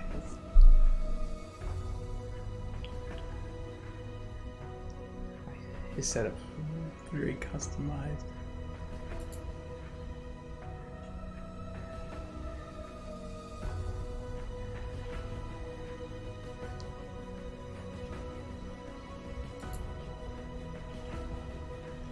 Why is he got everything changed around? It's so long to take.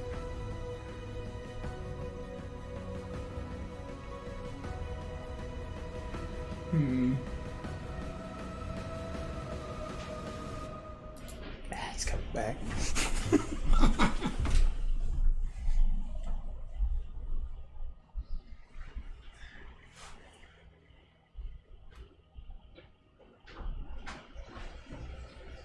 Okay, I'm just double checking. I thought you were gonna be fucking with my shit. No. Wait, that was the no. I've already fucked with your shit. No, that was no. I attempted to, but your layout's changed around a lot. And I don't know what you've done. Good.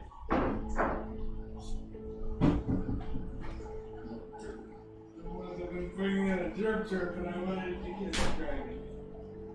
You want to do your cream or me? No, you do it. It's better. I don't know. I'm gonna do more I put a little bit more in for you than me.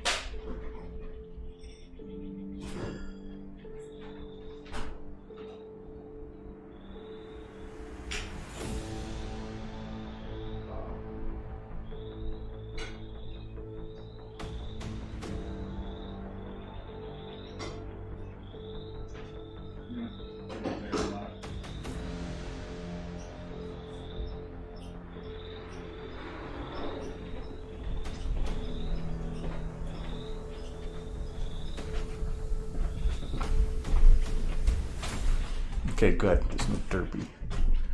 I tried. He did something. Don't touch Micah with your shoe. Mike, you're asking for death. No. Yes. Wait. What are you I doing? gotta blow off. You touched my mouse. There's gotta be like Corona on this thing now. It's covered in Corona. See, this is why I got a loud keyboard. So that anytime anybody uses it, it's like an alarm going off. It's like wang wang. So where is your model? Where do you go to import models? Well, I'm not gonna show you now. Oh, I'm just gonna wait you out. You're gonna have to import something eventually. It's a key. You hit Alt F4. Though that would have been bad too because I hadn't saved it for a little bit. Yeah, you would have murdered me on that. Deleting Derpy would have been easy. Oh yeah, I would have just deleted you. Yeah. But Alt F4 in my life. Oh, it's fine. The beans are just they're not good beans. The coffee you made this morning, I only had enough for 2/3 the normal amount of coffee. Mm-hmm. And I went to go put some of the Starbucks in there just to mix it in. I'm like, I'd rather have weak coffee. Stop yourself. Well, because it's either that or open up a new one, and I was going to open up a new one for one scoop. Because it's fresh. Starbucks stuff when I go through. Yeah, I know. Finish it, and I'll get different coffee. No, we have good coffee. I still have to go pick up more because We we only gotta have... go all the way to Trader Joe's for that coffee. Yeah, but we only have to go there once every 3 weeks. Because I think it takes about a little over a week to go through one of the 16 ounce. Thanks for saving the...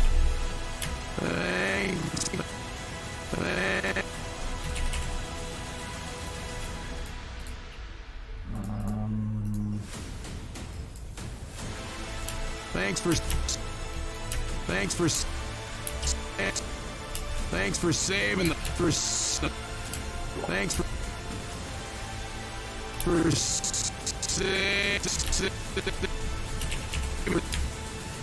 This one I need, because I have a thing of any time like you're moving between things, it's about dipping between the motions, but I need to be careful with some of that. Thanks like here, I didn't like it, so it's just a small dip. Thanks for It saving... feels like it needs to make everything drastic, but it doesn't actually need to be drastic.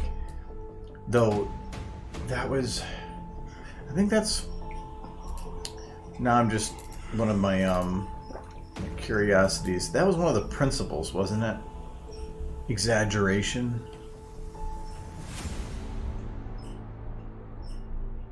You're looking up your own... Yes. Well, these are official. Made by you. Yeah, but the 12 principles. I made this like years ago. Mm-hmm. Forgot what was in it. You made this in 2018. I made this over 2 years ago, almost 2.5.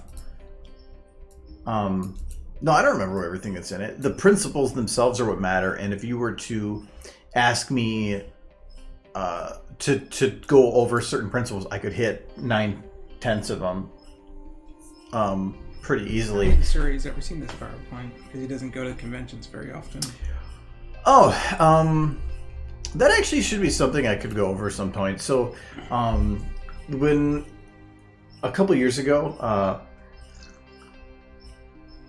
it was if you want the full backstory. So way back, there was a Two Snacks impersonator, and Great guy. he was actually fun.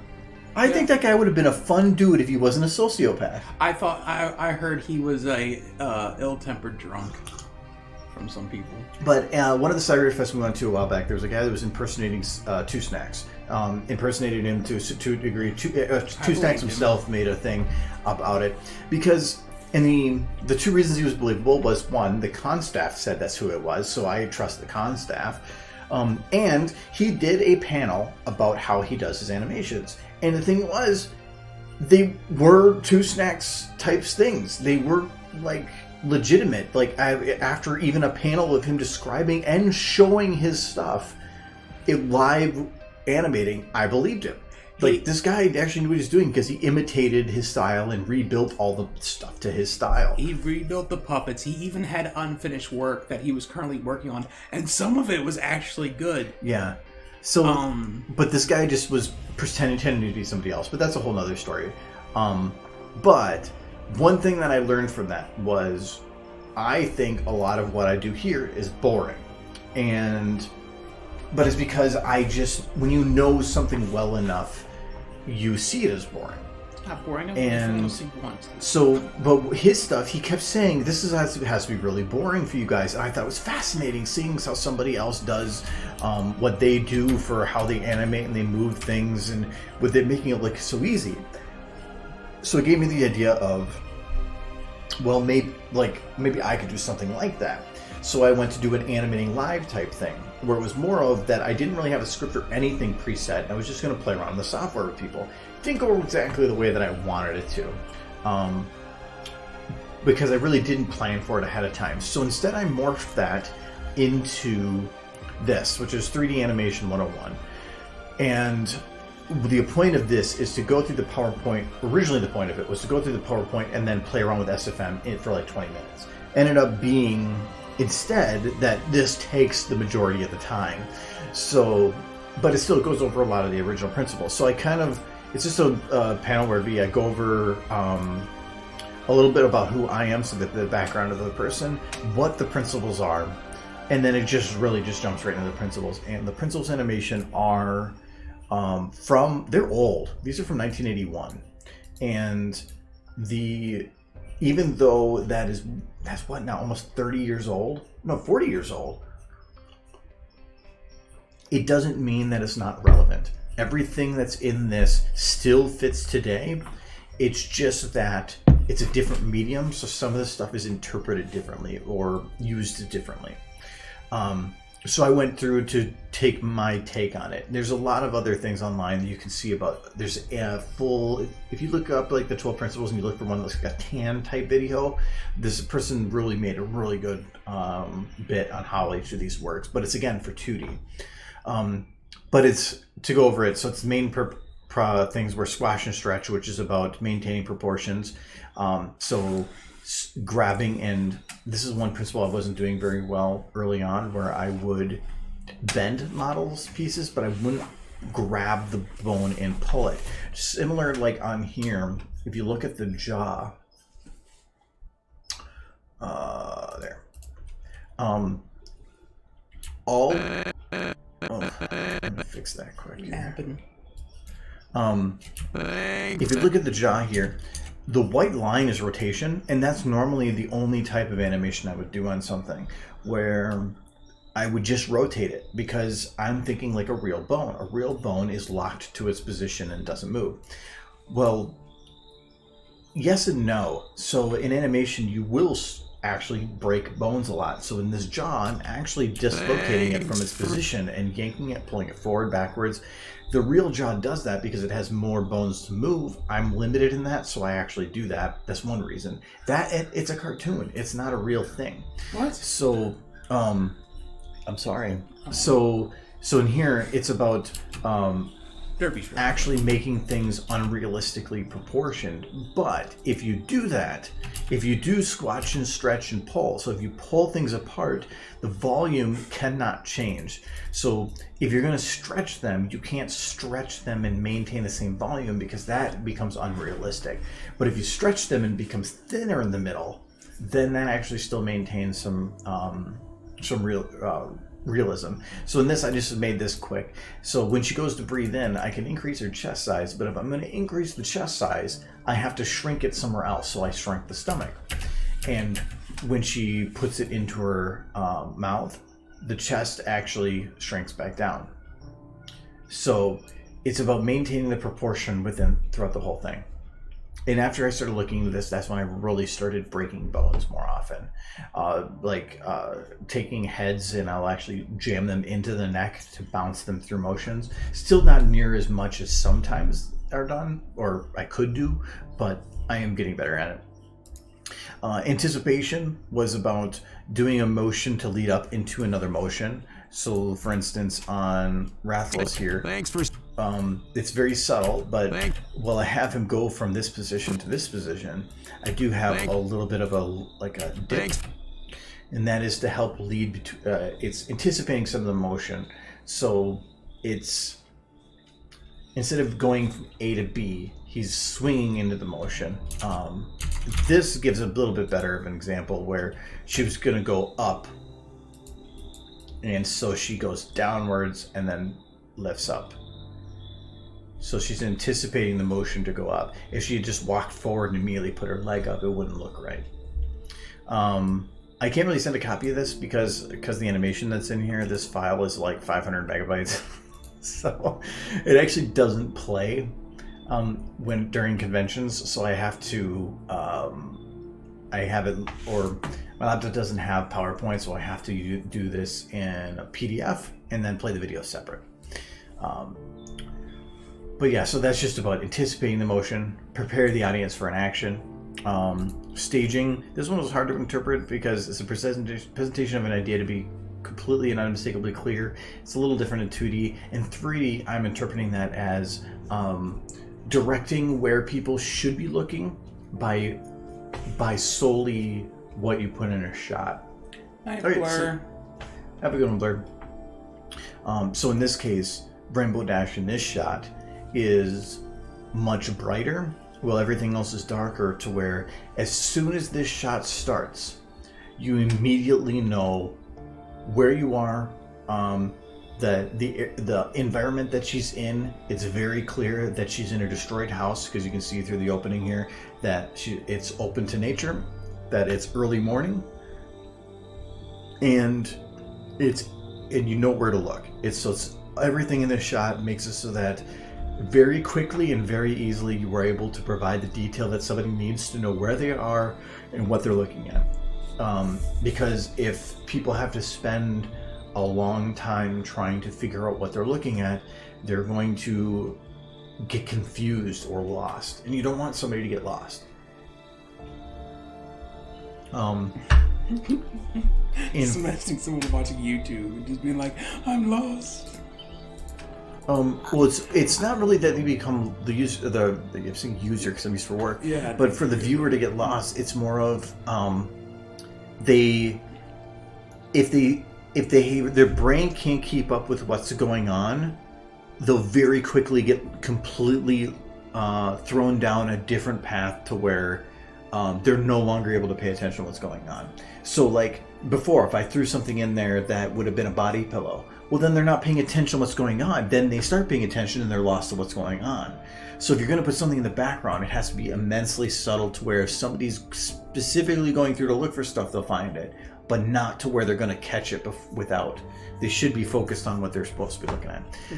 In this in this same shot, so right here, Pip is obviously the easiest one to look at. But as soon as she's done talking here,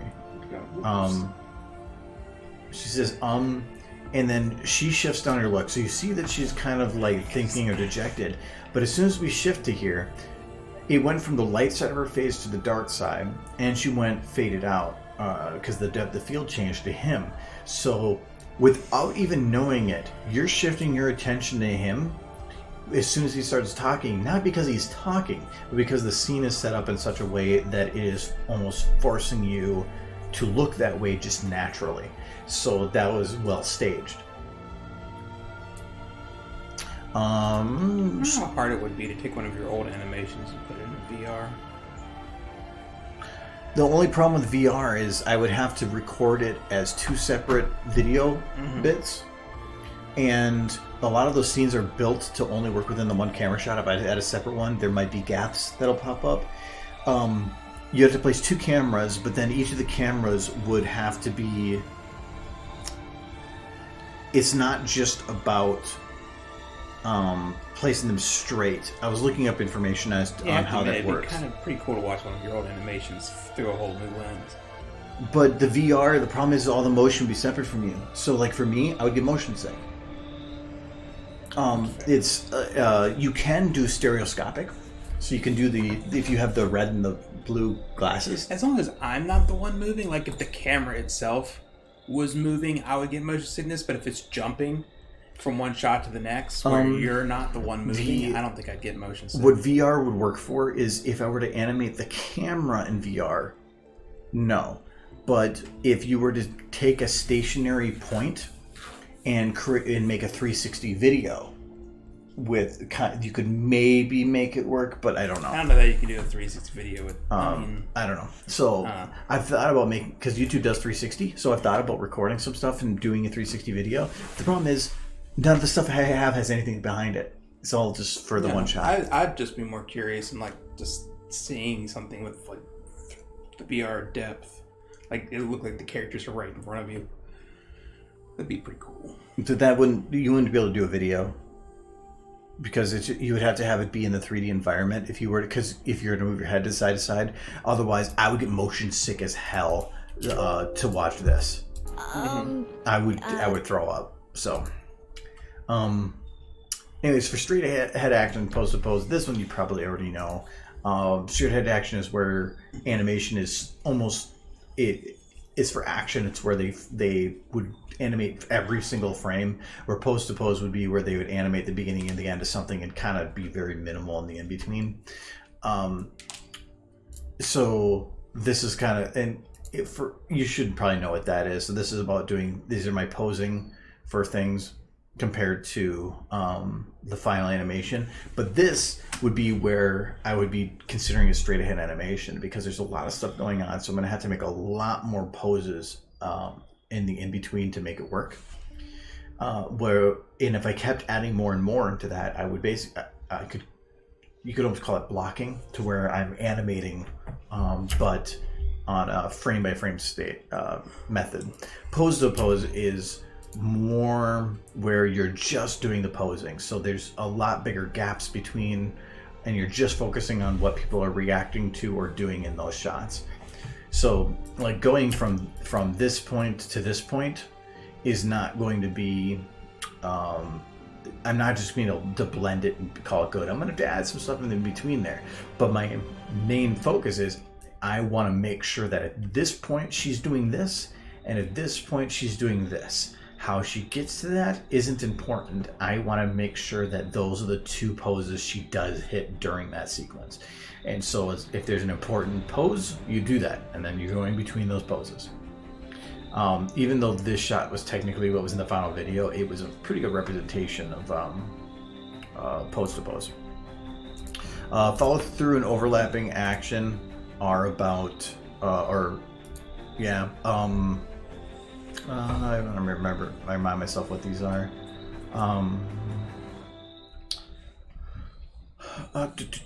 Okay. So this is a multi-layered thing. So follow through is where, like with Rainbow Dash here, when she's moving, that even though she starts falling forward, her butt starts pulling herself backwards because of the wing. But even though she's pulling herself back up, her head and her body keep going forward. And then when she hits the other end of here, even though her bottom parts start coming back to the right, her head's going to lean a little bit more that way. So it's about having everything down the line is just delayed in its action. Here, her head does stay a little bit stiffer because I was trying to match the original. But the main thing is her falling forward a bit. Overlapping action means, and I kind of mentioned in here with the jaw, where you have where the mouth goes forward, but you don't want to have it just like hit this forward part and then have every mouth part start moving back to its original position. Sometimes like the mouth will start changing its motion, but the jaw is going to continue going forward. So while there's different actions going on, they're not all changing at the same time. They're overlapping and changing at different times. To me, with the jaw motion, that's very important. And the drag is where a character starts to move and parts of them take a few frames to catch up. You'll see that sometimes where in a cartoon their legs will start moving and then they'll go off camera, but then their top parts like stretched along with them, and then that goes to throw to catch up. That's an extreme example of drag, but it's basically follow through in reverse. Ease in and ease out is about in normal animation, it's about where they would have like 3 or 4 frames to start a motion, then like 1 frame to zoom them to the end point, and then 3 or 4 frames to end it. So easing it in and easing out means to basically put more detail into the beginning and the end of the motion, but less in the middle of it. So in this case, when she goes to zoom her head up, or here, when she goes to turn her head, she does a little bit of that pre-motion to the anticipation. But when she goes to spin, it's super quick. And then when she gets to the other end, there's just a little follow-up animation of when she gets there. And then when she turns her head down here, she has the starting animation. There's a lot of frames. She's really confused right there. And then she zooms her head down and has a little bit of that follow-through. So the main thing with here is about removing robotic motion. If you don't want to have it just start moving, have a consistent motion, and stop moving. It's about having it be a slow start, quickly move to its final, and then quickly end, or quickly move to its final and then slowly end. So that's what the ease in and ease out is. That's kind of like when you go to look at motion here. That's what this is. This is ease in, ease out. Well, this would be linear, where it's a consistent motion in and out. Arc is about making sure that any motions that are done are not following a straight line. So, because in real life, nothing follows a straight line. That's all robotics. So if you were to trace like the motion of these chalk pieces. That's what I try to tell the police officer when they pull me over. Like, nothing works in a straight line, officer. That's impossible. What you're asking. Like for the chalk pieces here, they're like here. So they'll like that one from here. It doesn't just go and straight move to that position. It actually kind of loops around, and then they all kind of float around and move in circles. Twilight here especially. So when she goes down, she's not going straight to positions. She's going like down and up, and then she's scooping forward, and so she's doing these motions that are about moving forward and sliding. So she's not going here to here to here to here. She's if you were to like follow a single point, it's about keeping these arcs and these circles and these rounded edges. Hey, Scope. How's Scope? How's it going, Scope? I was going through this old Animation 101 thing for Surya here. Well, thank you, Scope. It's been a day. Well, I hope a day is a day.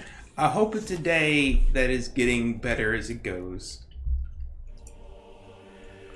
So sorry, as for secondary action then here, this is about just hair, and this is actually one of the most important things, where I went and removed all the secondary animation from this model, And so this has all the secondary animation, well, this has none of it. And so having all the little minor motions of the hair, the grass, the wings, everything, help bring the scene to life. And so secondary animation is what you can think of if things are moving, what other things on there would be moving in reaction to it.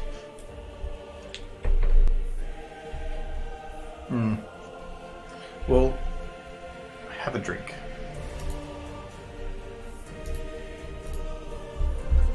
We went from coffee to alcohol to coffee. I'm thinking about going back to alcohol and then more coffee. And then just rotate the two in and out for the rest of the night. You're going to double fist coffee and booze. Booze coffee. As for timing, this is normally defined by the amount of frames between two different shots. So this is the same animation, but it's just there's that ease in and ease out that I brought up before. It's this, but it is about how many frames are in that middle bit. So here she has it where she jumps back like she's like, holy crap.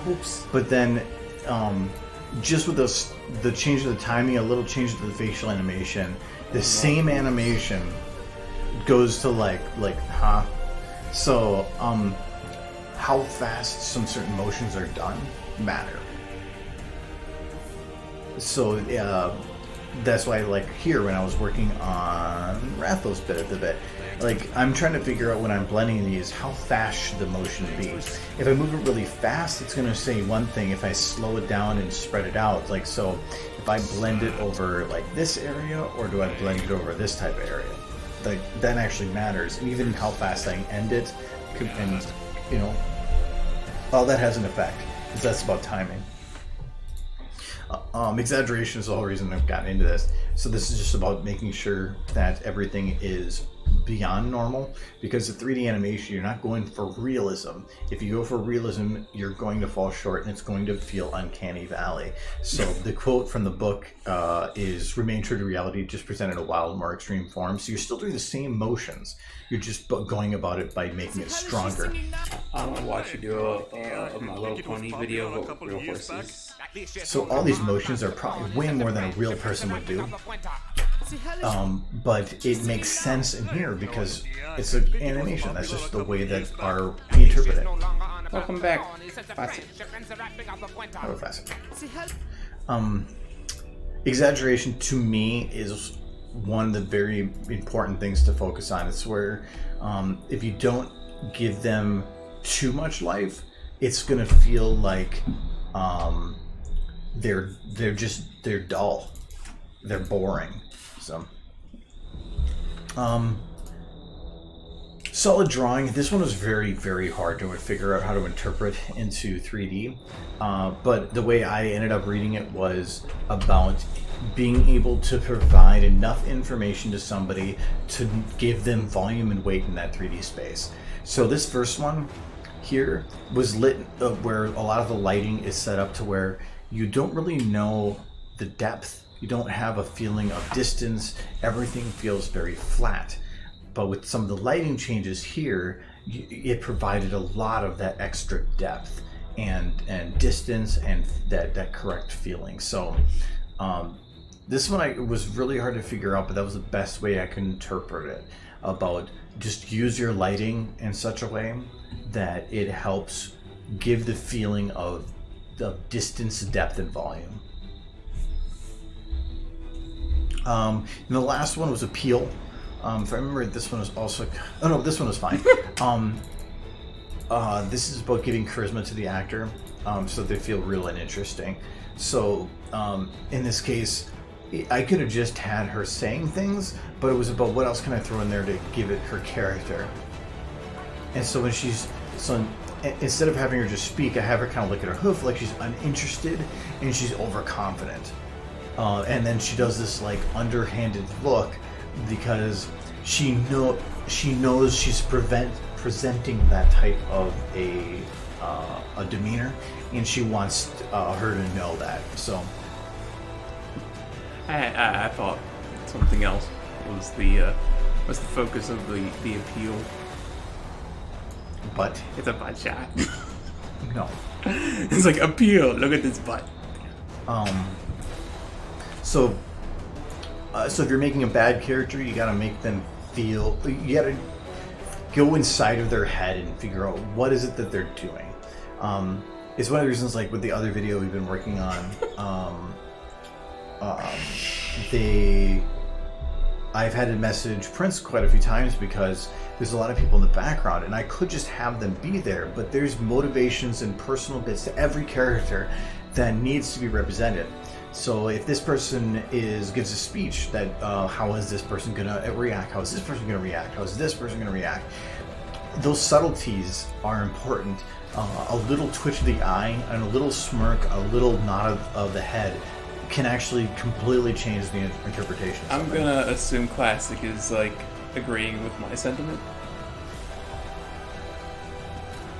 No.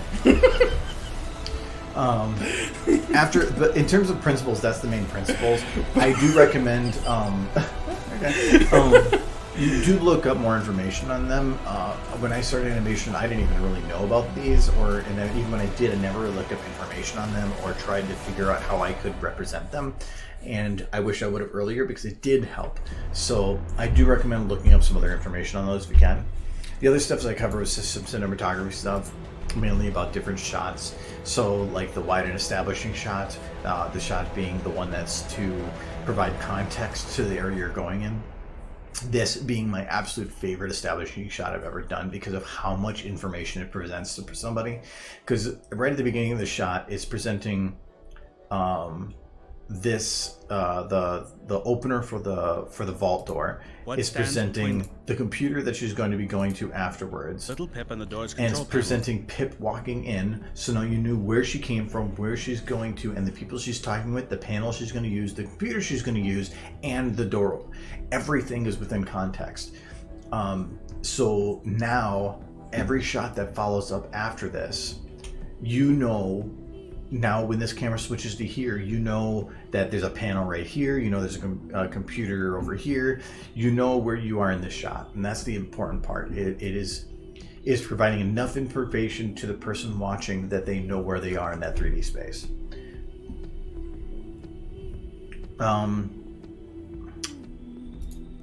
The full shot is very similar. It's basically the same thing as an establishing shot in terms of a lot of the camera usage, but its main thing is about just showing the whole actor in the shot. From there, it's just about how far do you zoom in. A full shot is about taking in the full actor with a low depth of field. A medium shot is about taking in part of the actor. Normally for Pony, I'll cut it about the knees. You don't want to cut it at a joint like here or here because you're going to have either a floating head or a swan floating look. So I usually cut it around the knees. And you're going to have it zoomed in at about 50 or 85 millimeter, and you're going to have a medium depth of field. My favorite shot's the down shot. Okay, because it's derpy. And then a close-up is just about going to an 85 or 100 millimeter, and to where you're cutting it off, usually the mid-body. If you cut it off at the neck, you're going to have a floating head. And the main focus is emotion. You want to get all the details on the face. This is the exact same shot done with 3 different. So this is the full shot. You can see that there's a lot more detail that's perceived in the background. It's a lot clearer, and you can see a lot more in the shot. The medium shot, the background's a little bit more blurred, and now it's cut off at the knees. But still, she's taking up most of the shot. And then at this close-up, the background has much more blur, and that's because if you really were up close, if you went and put your hand in front of your face, and you perceive the things behind your hand, it's going to be a lot more on focus. But if you are looking at an object far away and you think about what it looks like behind that object, it's going to be a lot more in focus. So that's where you're trying to interpret. Usually if you do this type of depth of field on a wide shot like this, it's going to feel like tilt shift, which is a method of trying to make small objects look big, and it doesn't really look right. For a low angle up shot, Huge. Well, you're gonna avoid teaching people about the down shot just to avoid derpy. Come on. You are so petty. So a down shot is about being down. Can you believe this classic? You see this derbiator right here? So it's about having that. See this arrow goes down. Yeah, look like you're upsetting the fans. What's wrong with you? So Yay. for a down shot, it's about the camera looking down. It helps give the character a sense of innocence, fragility. It's about making them look like you are standing above them in a position of power. Well, the opposite being a low angle is where you're in a position of subjectivity. So where the person that is looking up to, or the person the person that's looking down on them. So in this case, it's like you're simulating they're looking down, that they're in a position of power, and that they are above them. So this is making her look like she's weak. Well, in this case, she is still looking weak because now we are from that upper position, but that's from her point of view. On this, we're trying to make her look like she's powerful. This one I like because it represents both of those. So this point is about the shot where she's looking up at the door is about showing her fragility and her emotional state. So they wanted to have it looking down on that. Plus I thought it made a really good icon picture. And then here having it look up to where it has the door looming over her like it is weighing down on her from a position of superiority, and tying them together was what makes it work.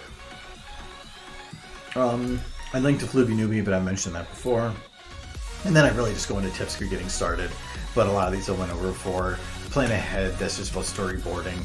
Have fun, just do goofy shit. Add as much detail to eyes as possible because it's really hard to tell here, but about the eye bounce. You can kind of see it here. The one on the right has more of an eye bounce than the one on the left. If you play it in context, the one on the right feels more realistic. So, don't use 60 FPS for YouTube. Don't use 24 or 30. It's not going to show up on stream here to do this example, but don't do 60 FPS.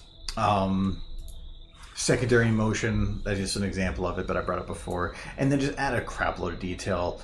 In this shot, this one has none of that background motion, and this one has all the clouds and the grass and the trees moving, and it just makes the shot feel so much more realistic.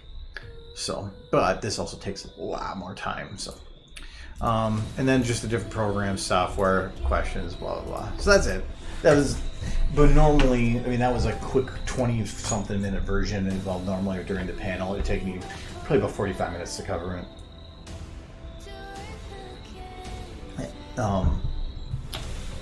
But a lot of people think animation is just you move something A to B, and in essence, yes, it is. But there's so much about the A to B that matters, and if you want to make something realistic, it's time consuming, but when the final product is worth it. Thanks for saving the planet. Yep, that was me. I saved the planet. Thanks for saving the planet. Saving the planet. Thanks for saving. What do I want to do with this? I think I want to have him go down. Thanks for saving the. Thanks for saving. Maybe grab both of these.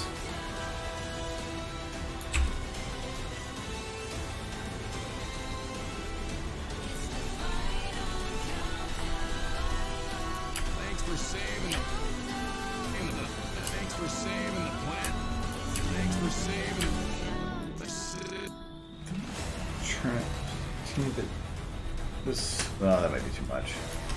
Thanks for saving. Yeah, it's too much.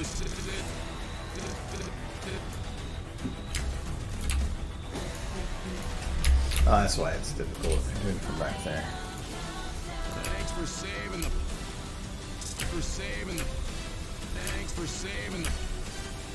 Okay, that'll work. But these eyes. I don't see it.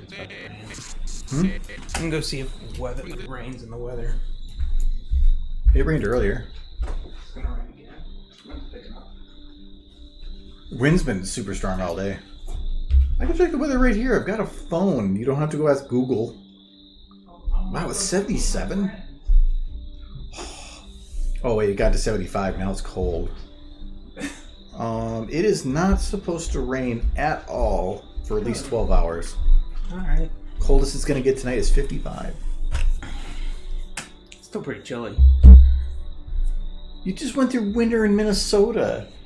Yeah, well, that was death at points. That's 55. That wasn't chilly. cold. That was murder. That was Thanks for murder. saving the planet. Saving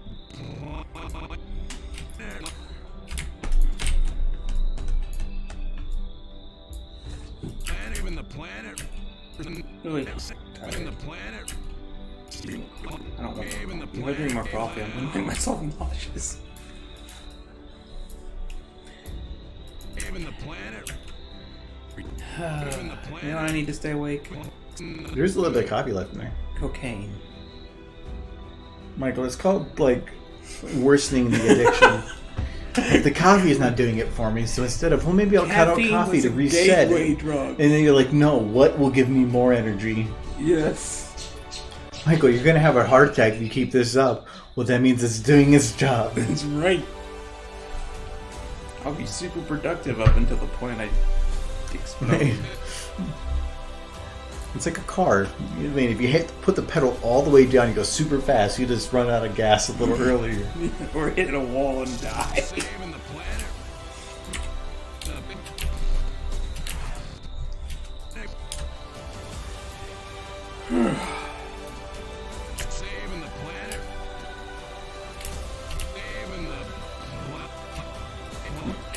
Saving the planet. I think I want to have his head kind of dip a little bit. Saving the planet. Saving the planet. Saving the That actually does work. I just need to turn this neck a little bit this way. Saving the planet. Okay, that does work, just not near as much. It's any motion further back is just going to make the motion up at the front that much stronger. The planet is for saving the planet. Planet recyclers.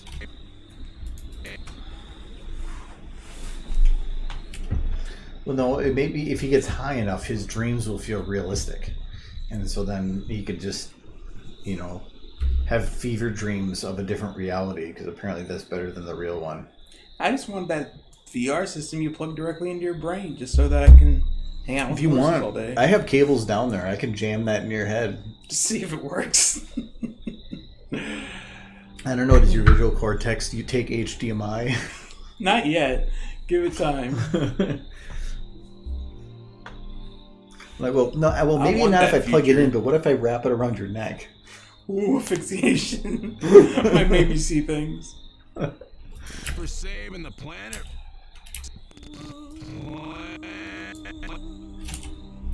I think I've had maybe a half dozen dreams involving ponies. That's not enough. Thanks for Today? No. Like in my life. thanks for I never had a dream with a pony. thanks for saving the planet. Not that I remember. Do you not remember your dreams very often? No, not usually. I remember, like, I always have the vague remembrance of something. I don't always remember clearly what I dreamt about, but I always remember I did have dreams. And I dream pretty much every night. Well, dreaming is a certain stage of your sleep. So normally if you're remembering your dreams, it's because you woke up during that cycle, which means you're not sleeping well. Well, I was upstairs dreaming that I was watching you stream. Because you went to sleep and then woke up I think mid-cycle. I was still hearing your voice from upstairs, and I just Interpreted stuff. interpreted it as into a dream. Because your sleep cycle has a couple different phases. When you hit REM sleep, you're dreaming. But then as you start to end your sleep cycle, you would wake up naturally after a certain amount of time. But if you were not sleeping when you were waking up during the REM cycle, which is not natural, then yes, you remember the dreams, which means to me you are having horrible sleep and you are waking up constantly in the wrong time. What do you want from me? I don't sleep well. Well, don't be sitting in a dark room looking at a bright monitor 5 minutes before you go to bed. That actually does cause problems sleeping.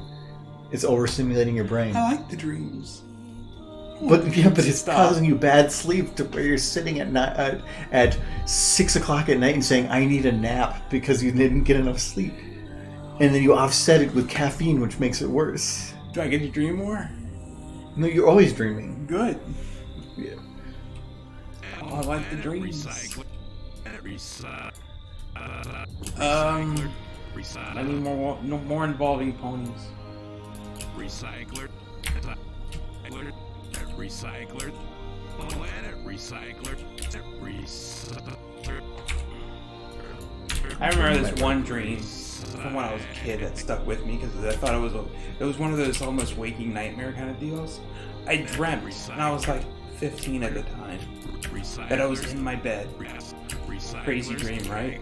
I was sleeping in my bed. That's what the dream was. You dreamt of sleeping? I dreamt I was in my bed, just lying there awake, but trying to fall back to sleep. The way I always interpret it is that dreams are your brain's method of taking a problem that you have in real life and running you through different ways to solve it.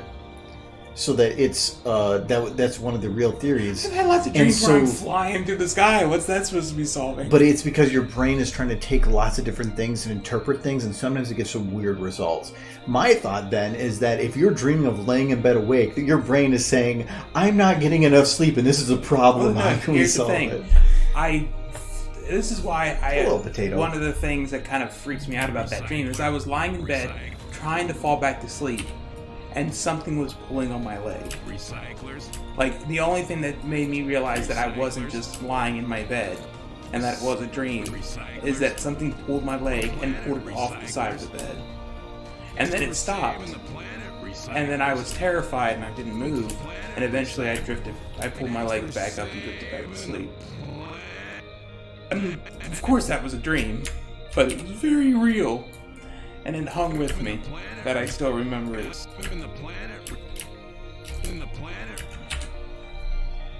No, it was like my leg got yanked out of bed. Well, it's a lot of stuff doesn't make sense because if you'll dream about stuff you're mainly concerned about or stressed about. You can have good dreams too, but one of the theories is that like you're trying to think of things from like a Darwinian or evolutionary standpoint. Sometimes I'd be in a dream and it would be a lucid dream. You ever had one of those? Oh yeah, I've had those before. Where you realize you're dreaming and then you can do whatever the hell you want. To a degree, when I had it, as long as I didn't go and make it too unreal, my brain would still be okay with it. But if I started going too far with it, my brain would wake me up. I would just be like, I'm dreaming. Time to fly. Well, my method of figuring that out was, I don't know why, but I had a dream where I was working at McDonald's, and this was only a couple years ago, and that was like over a decade ago that I worked there. And I was having a dream and that I was working there. And it suddenly clicked in my brain that, wait, I don't work here anymore. And so I thought maybe I'm dreaming. And I said, well, and at that time I was talking with the manager and like 3 people in the crew. And I thought, well, if I'm dreaming, then he would, or if I'm not dreaming, then I wouldn't be able to start him on fire. And then he started on fire, and I'm like, I'm dreaming. Like, my way of figuring out I was dreaming was I murdered someone on fire. You're a horrible person. Yep, and then I remember I was awake in the dream. I remembered it was a dream, and it was a lucid. It wasn't very long, but yeah. I had a dream recently. I was working back at, I think it was Kroger's. The other thing with dreams, though, is you can't have a dream of something that you've never seen or known. That I've done that. The only thing, you might have certain things like that, but they're going to be mixtures of things that you already have in your brain. Like I dreamed one time, one of the more dreams I remember pretty lucidly, I was at a house I was on a lake and it had a dock running off the house, and I've never been to a place Yeah, like but that. your brain knows what a dock is, what a house is, what rooms are. It can build out of those Yeah. pieces. But if you were to... But I've never been You're there. never going to dream about an experimental spaceship that's being housed in Area 51 and is sitting there right now. Because you don't know what that is. You're not going to actually have a representation of that. Your brain's not going to be able to conjure up real things that you've never actually seen and that you can't reference. So, and then if you take enough random information and enough people in the world, eventually certain dreams and certain things that are going to happen in your dream will tie in with real events. But if it only happens 1 out of 1 billion times, it doesn't mean that you can see the future or you saw a real event. No, I don't think that. I just think So- my brain can cobble together places I've never been to. Saving the planet. But it doesn't Or mean it's a places that real might not place. even- no, You can it's not make a real places. one. I Yeah. could make it, but it's because you know what a lake is and you know what that is. But if somebody were to say, "Well, have you ever had a dream about this thing?" Well, if you've never seen it before, how would you ever have a dream about it? So because your brain doesn't store, it stores information about objects, and then it can conjure up that information to create that object. So you know what an apple looks like. So you can make different apples. But in essence, you're not remembering any individual apple. My brain's cobbled together some interesting monsters over the years that I've never seen in anything. You know, one dream from when I was real little, I think this is probably the oldest dream that I remember, is I was sitting in my mother's minivan. She had a minivan at the time because she had 4 kids. So of course she had a minivan. Yeah, we had too many vans at one somewhere or another. Yeah. But she said, I have to go inside this house real quick and I'll be back. And it was this house we passed by all the time when I was a kid. It had no real relevance to me other than it was a house I was aware of. And my mom gets out of the car and she leaves me in the car. And I'm just looking out the window. And all of a sudden the car starts rolling. Right? It starts moving on its own. And I don't know how to stop it. So I'm just sitting in this car and all of a sudden the landscape turns into a desert. And to be fair, I'd never seen a desert in person. And at that point, I was like, Yeah, but you've seen it on TV. I've seen it on TV and You I know was what? aware. Yeah, you know what? Your brain can make something out of it. And I was rolling and I saw a sign that said dead end. And it came up to this cliff in the desert, all at the end of the road. And then the car stops. And this kind of ties back to something I didn't mention that was earlier in the dream where I had seen a mailman, like riding on a bicycle, dropping mail off, and going on down the road. Well, I get to this dead end, and the mailman's there, and he stopped on his bike, and he's looking at me. But his head was a bird's skull. And he was just standing next to the dead end sign. And then I woke up. That dream has stuck with me since I was a little kid. Because it was very memorable. You're just crazy. I mean, I've had some weird dreams. I can't ever say I've seen a mailman on a bike, period, let alone one with a bird's skull for a head.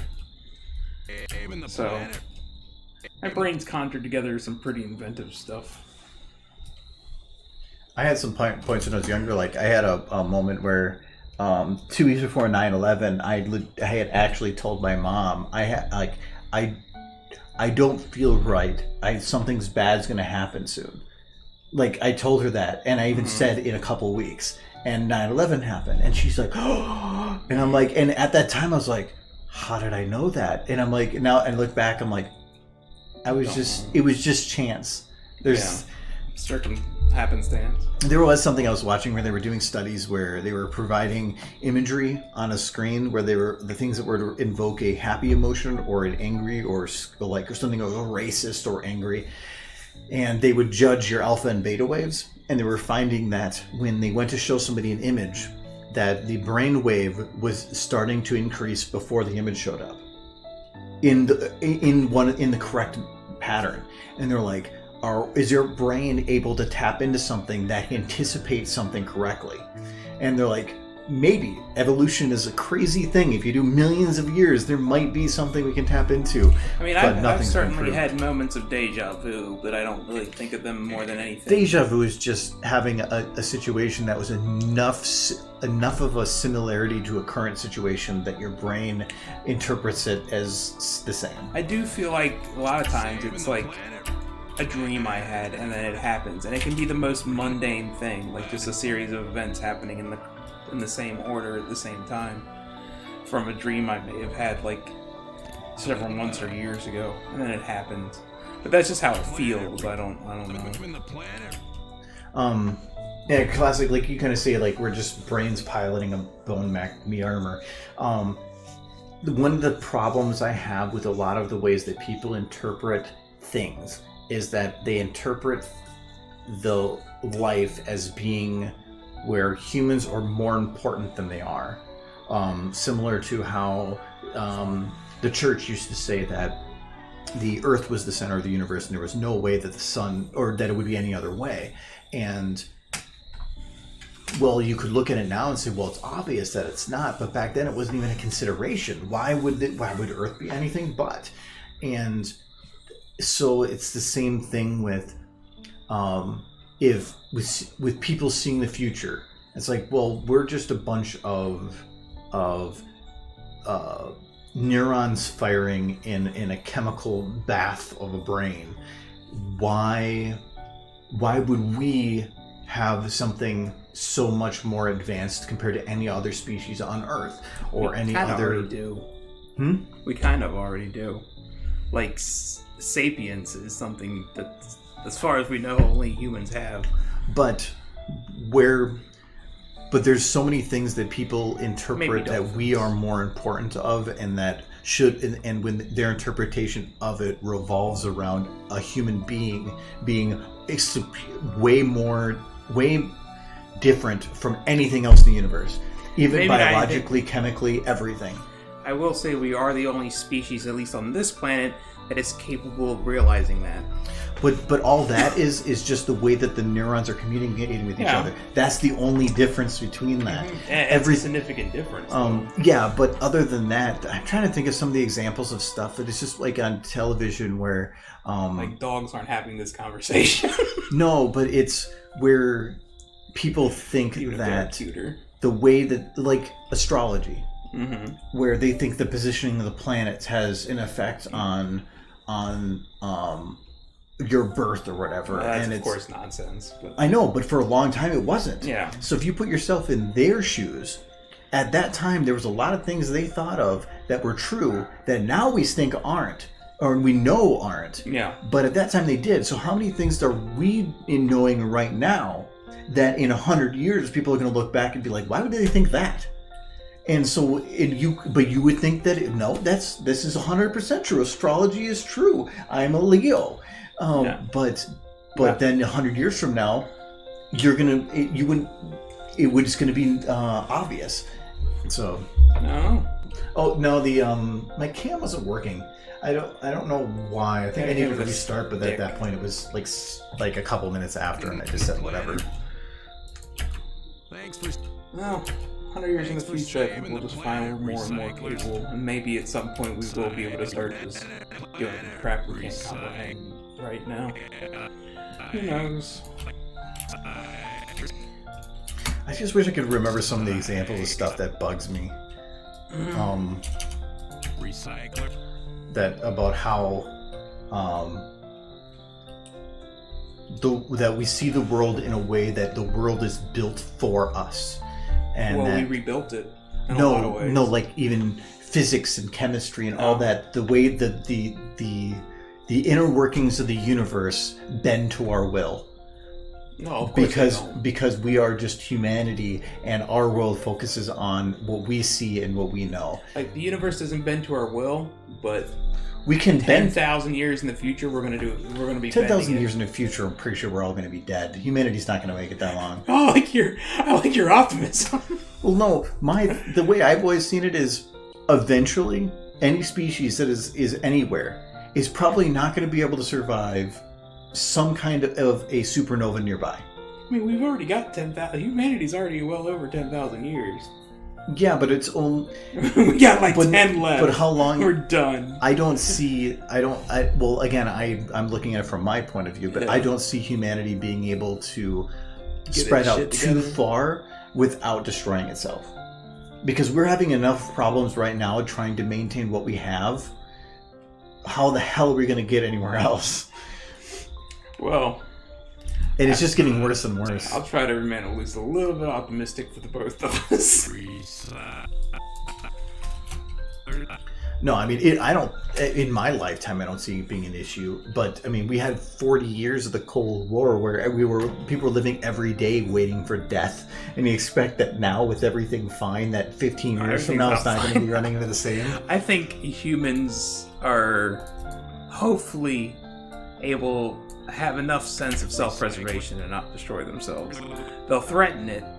I know. No, I'm being optimistic for the both of us, remember? But you have individuals running the countries, and so if somebody, like, there was almost that time during during the Cold War, there was a submarine that was underneath the water off the coast of Cuba or something, and they had lost communication with base, and they were under the order that if they were to lose communication, that in this certain situation that they were to take it as there was a nuclear war. And so the captain of that ship said, we are to fire our nukes. Mm-hmm. And the second in command said yes. And the third in command, which they had to have all three in agree, said, no, let's wait. Mm-hmm. Because he wasn't sure. And so that person decided to wait, and ended up being that it was a good thing he didn't, because no nukes were fired. But if he did fire it, then that would have fired, and then America would have retaliated by firing, and then the other country would have said, oh crap, they're firing, and they would have launched back. It's not. And then you know what happens? Right now, it's we get Adventure Time. It's if you put, it's like no matter what, throughout a lifetime, any species is standing at the edge of a cliff. Problem is that by making bigger and bigger weapons, you're making that cliff higher and higher and higher, and all it's going to take is a push. And if you only had a foot to fall, you're fine. But when you have weapons of mass destruction, one small mistake could lead to a lot bigger issues. Well, we're pretty close to fusion reactors. Maybe that'll give us the nudge that there won't be a fight over resources anymore. Because that's what it all boils down to, is a fight over resources. No, it's a fight over power. And so, and resources are power. Resources if you make fusion power, the country that invents it's probably going to try to maintain it just for themselves. And eventually other countries are going to get it. But then it's going to be, well, what else can we stretch our power with over somebody else? So if you don't have your power over oil or some other power, they're going to find something to be angry about. Mm. There's always religion. No matter how much resources you have, there's always religion. Oh no, I hope we don't blow ourselves up anytime soon. I still need to finish Half-Life Alyx. No, I don't. Like I said, I don't think it's going to be in our lifetime. I think that the biggest thing of our life is going to be climate change. That's going to be our biggest fight. And climate change and limiting resources, and then that's going to cause strife. Because when countries that are on the borders of the water start having water levels rise, and other countries that aren't having that affect them don't care because it doesn't affect them. All these countries that are so centric, it just. I think our biggest issue, in our lifetimes that we'll see, is like some places are going to start having severe water shortages, fresh water shortages, because that's becoming an issue pretty rapidly in areas. Like right now, the United States Great Plains relies heavily on water deposits well below the surface, and they're draining them rapidly, and once they're out, they took millions and millions of years to fill, and we've managed to drain them pretty rapidly in only 100 years, if that. Not even that. It's been less than that. So America's breadbasket's gonna dry up probably before I die. You're saving the planet, recyclers. Not to mention there are other places in the world with similar issues. Huge cities that rely on fresh water supplies that are rapidly not giving them what they used to. And a lot of that has to do with climate change too.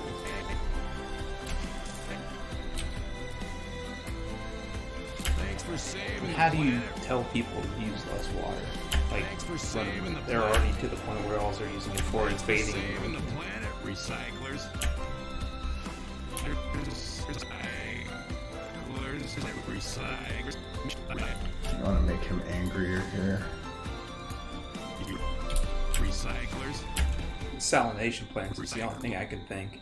And maybe once, if there's like fusion reactors, those will become even more practical. The planet. So I'm gonna keep my fingers crossed for fusion reactors. Planet. And salination. I think it's salination plant. Am I saying that right? But as soon as if you suddenly increase luxury by 100, you're going to change the new line to where everybody's going to want more than that. I'm just So if hoping you people suddenly, have water. if you suddenly drastically increase the amount of power that the American can hold, all they're going to do is find more ways to use it.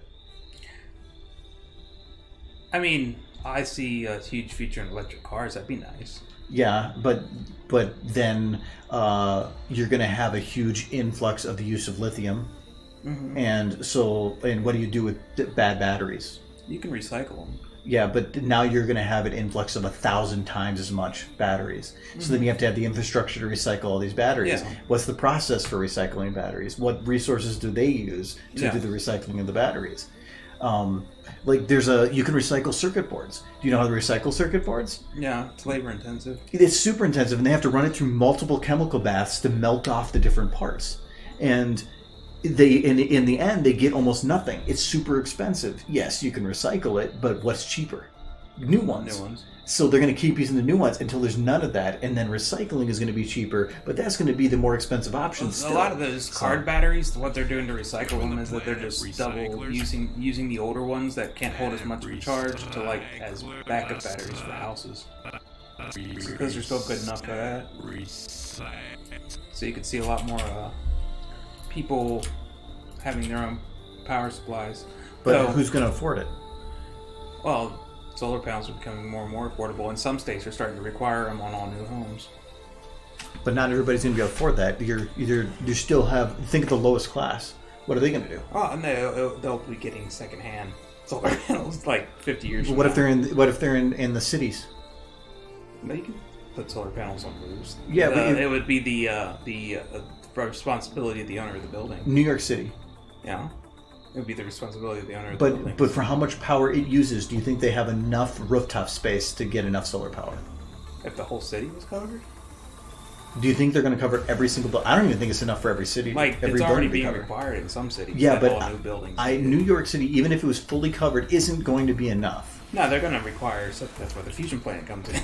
Yeah, but where are they going to put it in New York City? A fusion plant? Yeah. They got a fusion plant they're building right now in the middle of London. So it's still going to be that the lower class is going to be screwed if they have to change infrastructure. If they have to do it personally, but if it's done on a industrial scale. Yeah, but then who's paying for it? The same people paying for power now. Yeah, and then suddenly they're going to be like, oh, well, we have to do all this changes, so you know who's going to pay for that? Yeah.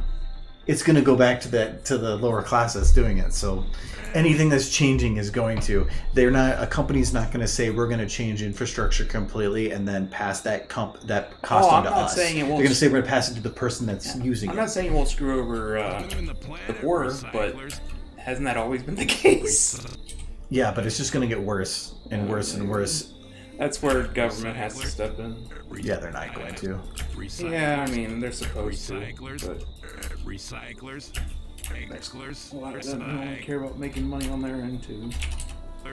Not all of them, mind you, but enough.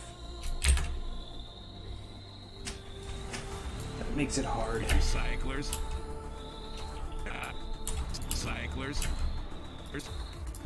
Recyclers. The planet recyclers. Oh, wow. Humanity is really good at being blind to things that aren't their own. It's the whole reason that the word Sonder exists. People are really, really bad at putting themselves in another person's shoes and seeing it from their perspective. But not only to see it, but to know enough to make changes and to Lack of empathy, essentially. Yeah, in a way, but you need to understand the person's position, not just help them. Yeah. So it's not just to be like, put yourself, oh, that is what empathy is Thanks essentially for just putting yourself saving in the someone planet, else's shoes. recyclers. I think when he goes to do this, I'm gonna have that. I thought I had a. Oh, there. No, that's a little lower.